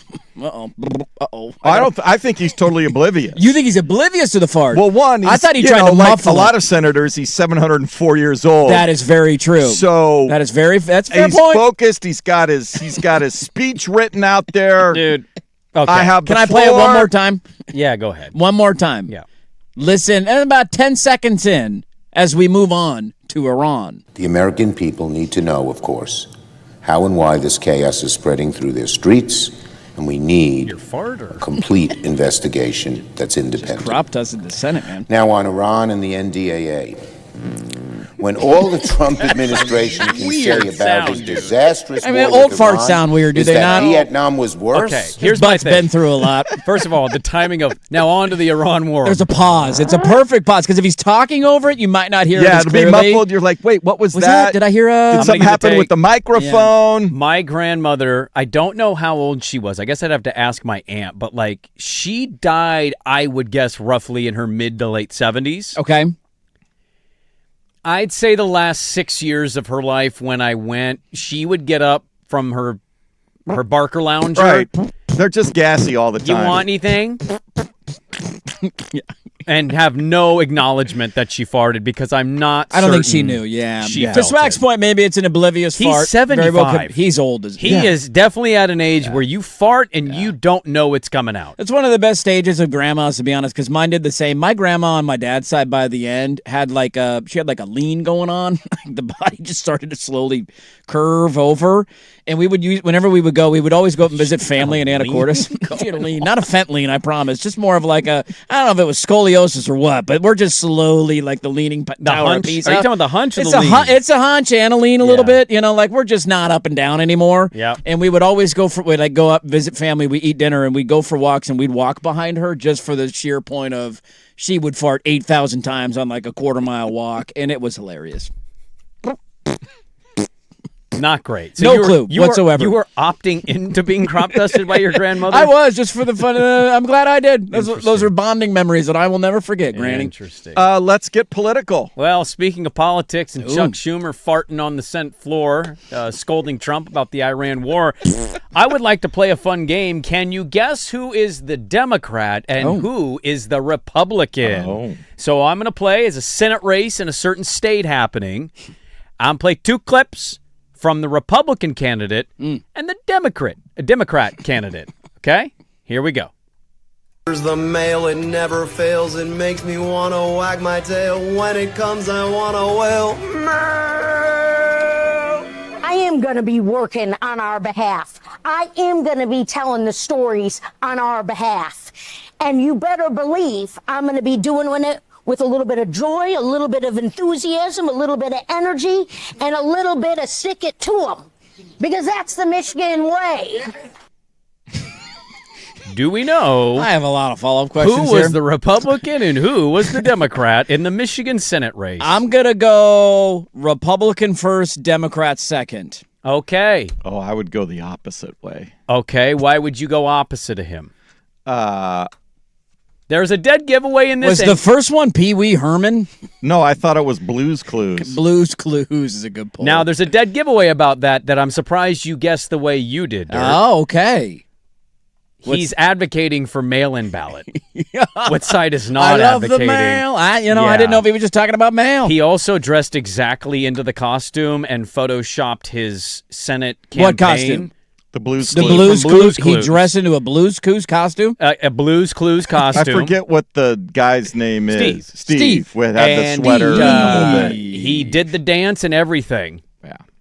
And Haley That's Stevens, the guy running for attorney general? Is that what he's running for? What's he running for? No, the U.S. Senate. Senate, okay. And Haley Stevens is the Republican, and as you can tell, she sounds like the fakest human of all time. I am going to be working on our behalf. I am going to be telling the stories. Sounds like the mom from Field of Dreams, does it and not? you better believe You're gonna ban I'm our going to be books. doing it with a little bit of joy, a little bit of Man. enthusiasm, a little Give me bit that of Michigan energy, twang to my and a thing. little bit of stick it to them. Stick because it that's to the 'em. Michigan way. A little bit of stick it to him would She be a an pretty good ooper? drop. Is she what? An ooper. Upper Peninsula. Oh, I don't know, dude. I didn't know who she was till I saw this okay. video. They've got to be in that state like, This is what we got? these are options. Why does that happen so many times in America? It happens every These are our candidates? single time. This is what we're working with here? And then we're left hating each other that we didn't vote for the other's person. It's like, did Yeah. you see your person? Like, yeah, did you see your person? Your person sucked. Well, your person sucked. Yeah. That's awful. Everybody sucks. Swag got it right, by the way. Okay, Swag nailed it. Yeah. Okay. Baby Ruth. Baby Ruth. Who is, this one's mine. I love a good Baby Ruth. It's a great candy bar. Who is the athlete that somebody associated with sports tells you that they have never heard of and do not know that makes you judge them the most? Say that one more time. Who is the athlete? Yeah. So somebody, you have a friend who's associated, like I watch sports. You know, oh yeah, I follow. Yep. And then you throw a name at them and they don't know who that person is. That makes you question everything. I mean, it's got to be. Who's number one on the big board? Probably LeBron. LeBron's a good one. LeBron, Curry. How do you say it? LeBron? What? Who's that? Who does he play for? LeBron, Curry. Gives you one of those? Patrick Brady, Mahomes, Tom Brady. Okay. So yeah, we're running through some decent pretty names big, sizable names. that go outside even the sports bubble. Like Right. even non-sports fans know who LeBron James and Tom Brady are. You can't Tiger avoid it. Woods. Tiger Woods, right? Shohei's a good one. There's Okay. a lexicon of names here that when they get outside of the sports world, it's impossible to avoid. How about this one last night? Did we watch any of the ESPYs? No, he did not. Okay, neither did I. I missed the ESPYs. I was I'm out sad and to about say. last night. So Were you? Yeah, I haven't seen any videos of the host. We found out his name yesterday from SNL. I think he's a funny guy, but nobody reposted clips that I saw, so maybe his monologue wasn't amazing. I saw one joke he made about Gillis, which was kind of funny. Like he's at home watching on his couch while a Hispanic guy does his job. So I thought that was kind of funny. It's actually a good show. The sports ones that I saw weren't that. I don't know. That's a tough room to play, man, because you want to be the Norm Macdonald. Like you want to go Somebody at them. needs to go hard again. We need to get in the paint and make these people feel uncomfortable. We kind of did that last year, and then everybody debated, was that too hard? Because Shane Gillis did it last year, and it was like, well, he was too mean. And, Yeah, I think we can go meaner than Shane Gillis. Okay. went. Well, this happened. I don't know what the award was, so I apologize for that. But you I had... believe it was outstanding male athlete. Okay, that's of what I the year. assumed. I just wasn't sure. It was Mike Tyson, Jake Paul, and who was the third one up? There was a third guy up there, but it didn't say anything. The guy's in on the money grab that fool us all on Netflix. Remember when Mike Tyson showed us his butt cheeks? That should have been illegal, by the way. That was an absolute money grab. The butt cheeks or the fight? The fight. The fight. Agree. Yeah. And they present the award to Shohei Ohtani. And catch if you can hear what Mike Tyson, the tone of his voice, and then the hot mic moment afterwards. And the SB award goes to, check this out, Shohei Ohtani.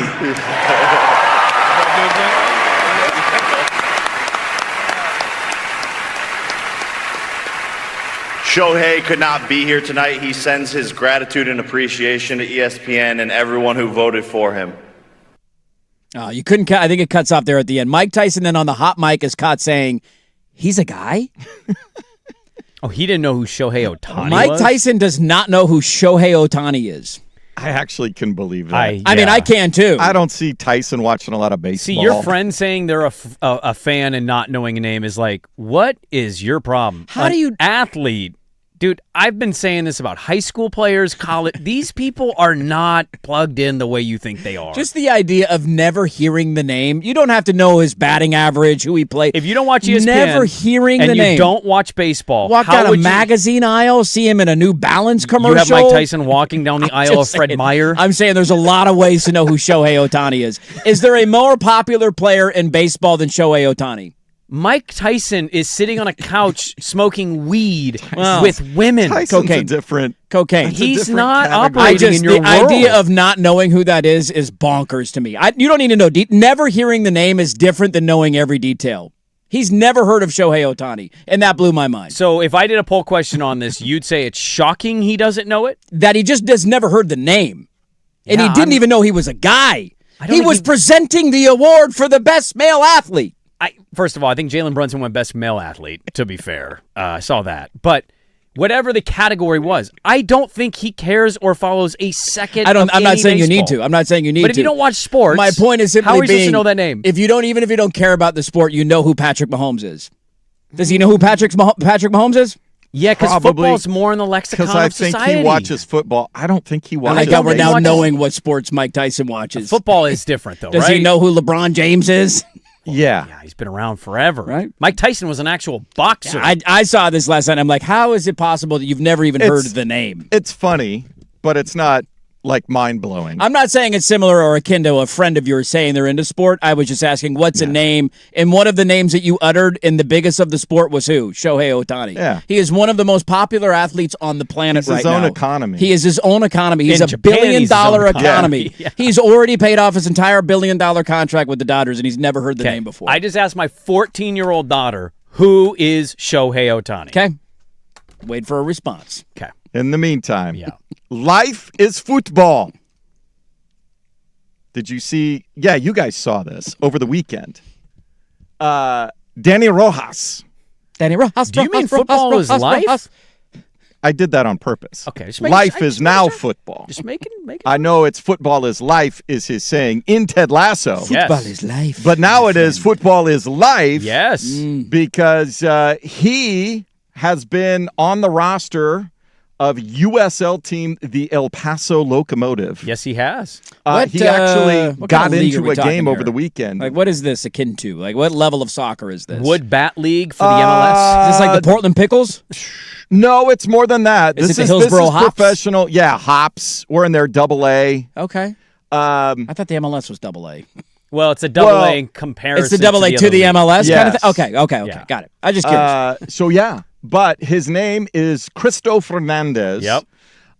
And he's, 37, 38 years old now? I think he's 36, yeah. And so he got into the USL Cup match against New Mexico United over the weekend wearing number 91. Did not score. He did pick up a yellow card. But do we know what he did? I saw the report he got a yellow card, but I didn't know what he was. It just a hard tackle? A guy came over to try to give him dab because he checked in and became a big deal. And he basically came over to like, hey, man, welcome in. And as soon as he went over and dabbed him up, he like smacked his hand away. So he went like he did from the national team with A Soto. little bit, yeah, like- where it was Mexico versus Canada, and Leave he me booted the alone. ball at his face. Yeah, basically. Yeah, sorry, spoiler alert. I don't think that guy acts, by the way.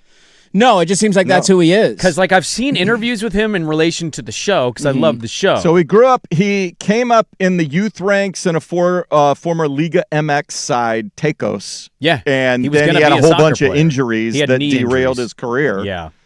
And so then stumbled into They needed Ted soccer Lasso. players. They needed actual soccer players for Lasso that they thought might be able to act. His introduction as a character is such a good moment in that show. No. Danny Rojas. Football is life, my friends.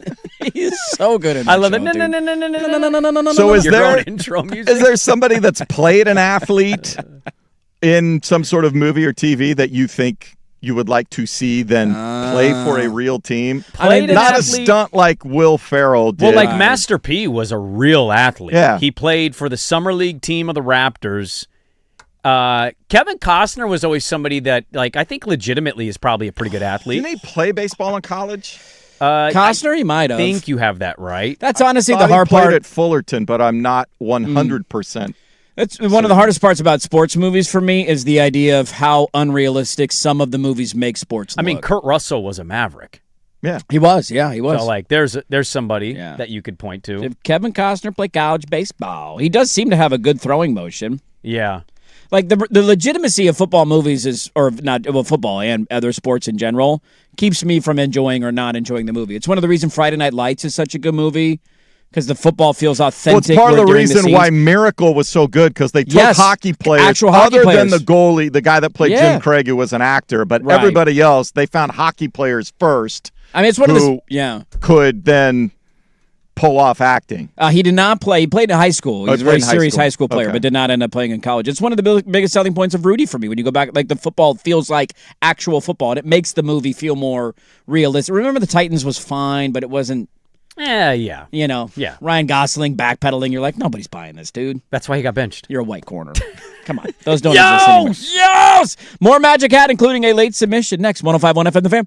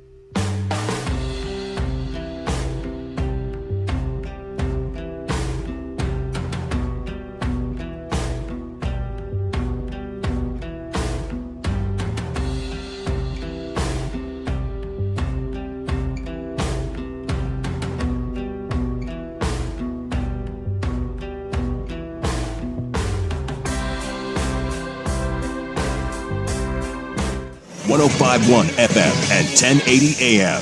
Brought to you by Laurelhurst Market Steakhouse and Butcher Shop. Great spot for any occasion. Don't forget you save 10% on your Butcher Shop order when you dine in. Menus and more at laurelhurstmarket.com. First on The Fan. The MLS returns to action tonight after their break. Can they indeed take it from here, as they've told you after the World Cup?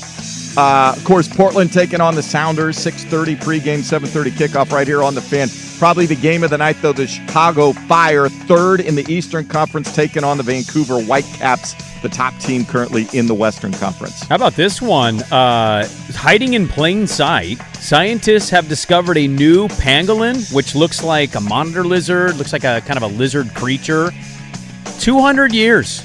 It's just been sitting in the open, and scientists never knew it was a new species. Had no clue, huh? It's been walking around the entire time, and scientists were like, actually, you look a little different. And they noted it, and they've researched it for 200 years, but they never noted it as an individual species. That's pretty wild. Take a look at the Open Championship, round one underway right now on the USA Network. My guy Rory McIlroy not up to a great start, although he might have a birdie loading, damn near just eagled. So he'll be one over par when he makes that birdie through 8. Some of the big names to know early. Robert McIntyre playing back close to home, 3 under par today. The doucher, after Nick Faldo criticized him and said he doesn't know links golf, he was 3 under today. Scotty Scheffler in the mix at 2 under. We'll see if some of the cream rises at the top. There's a lot of kind of random no names of guys near the top of the leaderboard, but a ton of big names who are only a shot or two off of the lead. There's your update from the George McCoy and Warren Allen Sports Desk. Don't call your mom. Call George McCoy at warrenallen.com. This is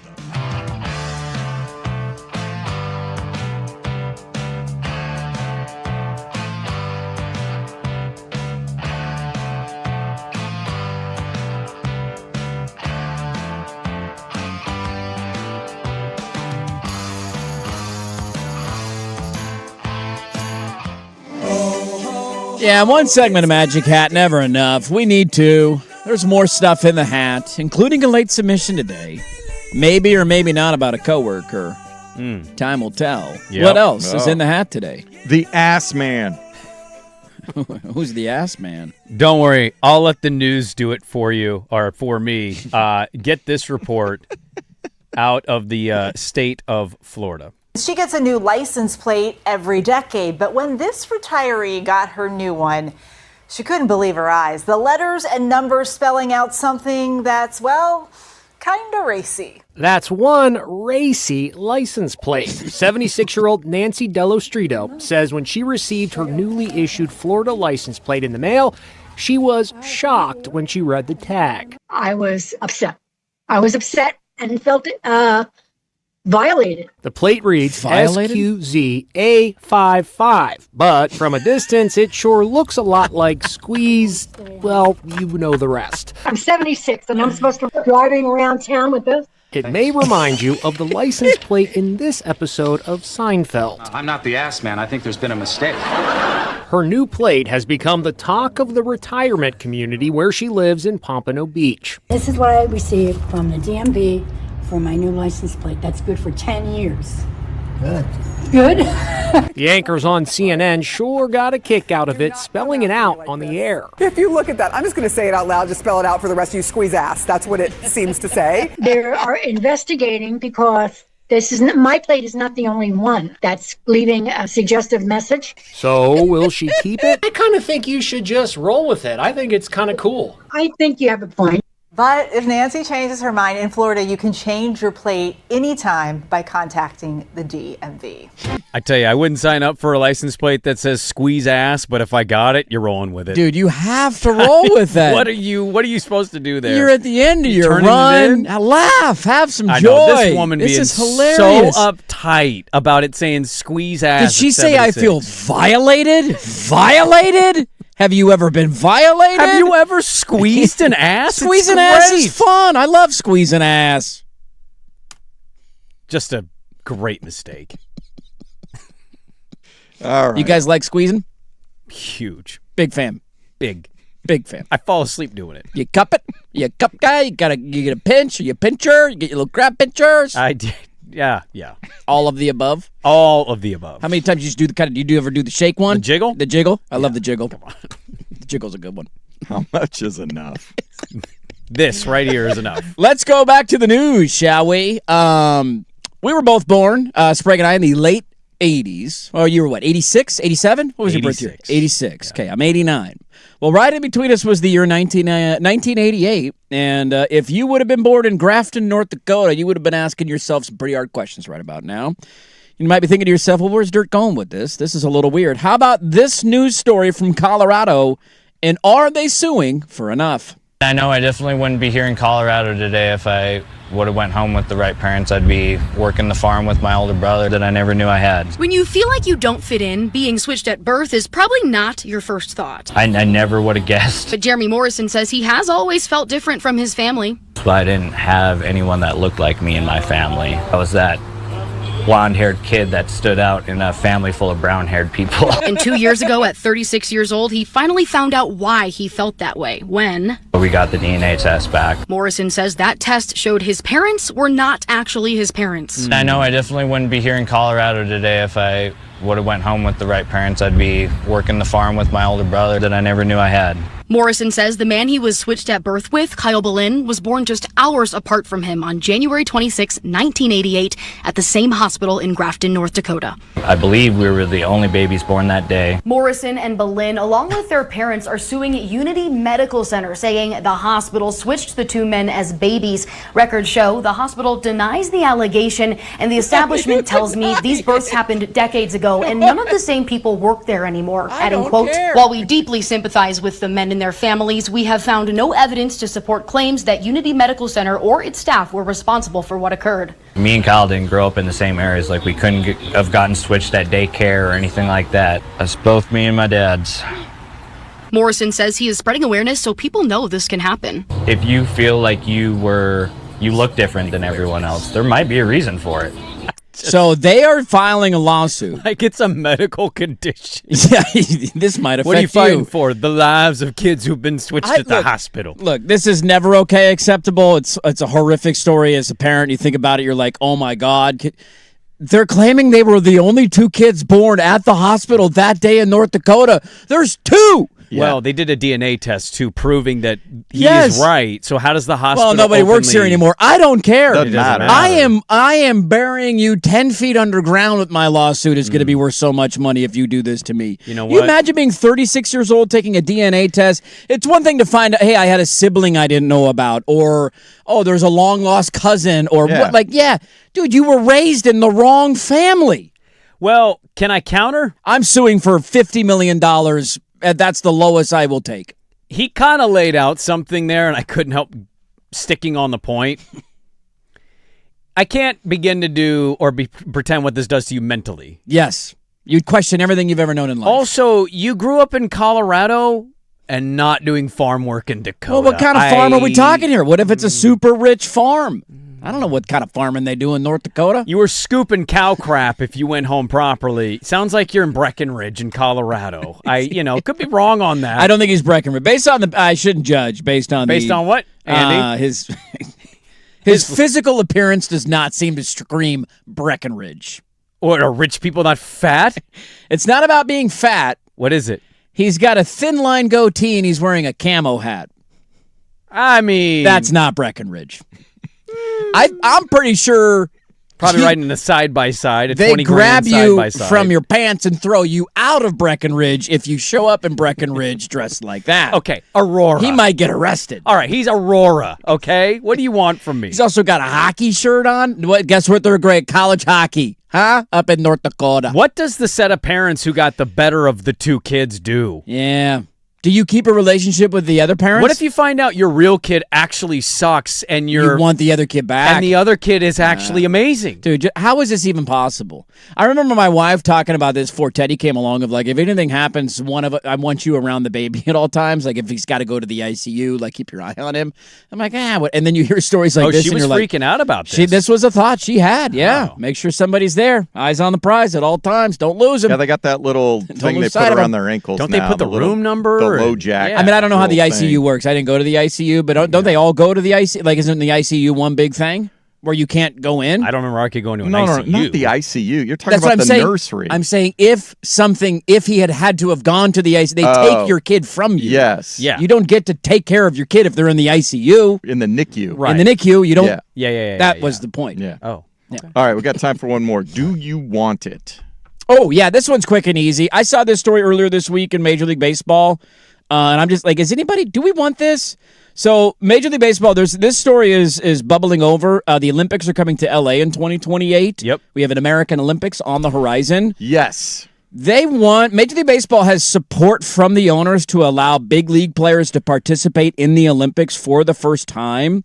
There's a massive disagreement right now with the MLB Players Association. That's now jeopardizing their involvement. The owners are really behind this, and I just am wondering aloud, do we want this? Do we want Major League Baseball? Like, would you care about Olympic baseball and taking, by the way, a break in the season to go play Olympic baseball in the summer? How much does it interrupt?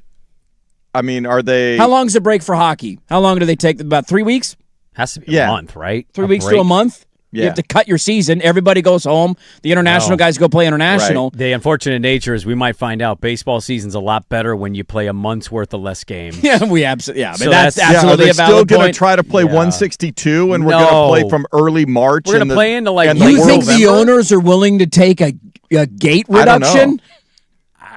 We're going into a 'Cause lockout it's at year, and least- they're willing to it's say at least a 2-week break, if not a 3-week break. I can tell you Yeah. I don't care, but then like when the Olympics is here, I want us to win the guess, gold. So here's my follow-up question. We can close with this because I wanted to get back into a little bit of the World Cup. Yeah. Do people care about soccer in the Olympics?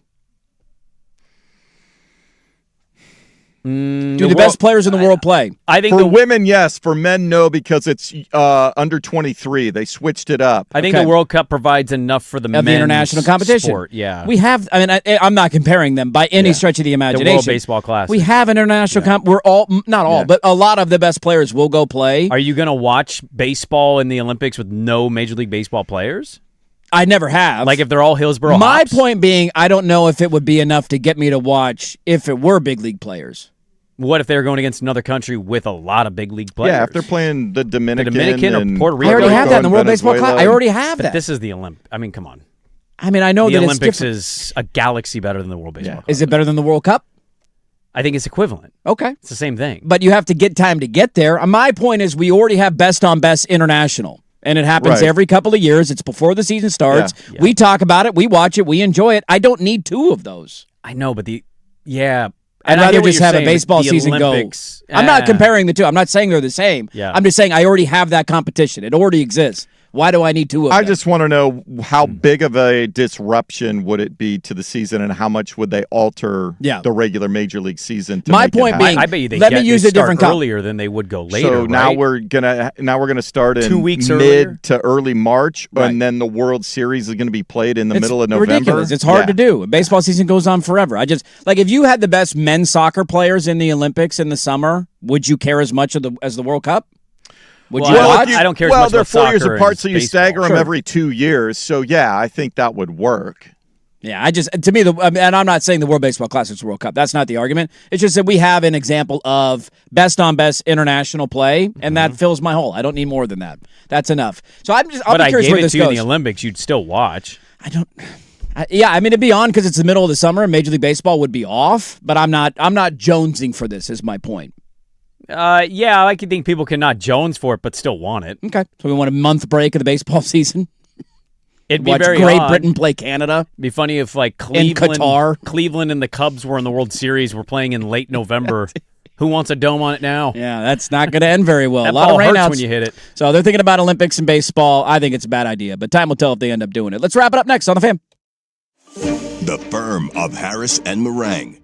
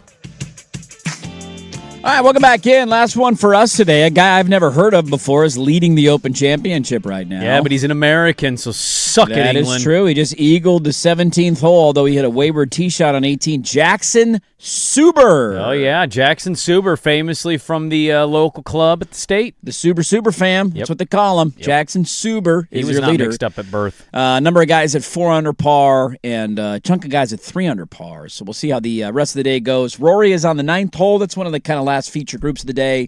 And so we got a couple more hours of golf content on your television going throughout the afternoon. I did not get to the late addition to the Magic Hat, and I'd like to throw it here in the final segment. Yeah, sure. Let's go ahead and discuss this. Let's get the judges. Everybody get your gavel out. How do we feel about the behaviors of one coworker? So we know Joe Fisher has a bit of a reputation as a guy who will jump into the refrigerator and touch other people's things. He does not have the greatest reputation of the local office refrigerator shenanigans. I do not know anybody else in the office who has been accused of stealing yogurt from somebody else. Joe Fisher has been accused, and I believe found guilty of yogurt theft. Well, I don't go in the fridge almost ever. Neither do I. And yesterday I opened it in hopes that a certain company who came in for a meeting, they brought in food. There might have been some leftovers. Yeah, not a bad call. I took a peek too the other morning. Joke's on me. I knew they wouldn't have leftovers. We eat all that food. A lot food. of fat asses in this office who will eat 9 different versions of that and not save any of it. Yeah.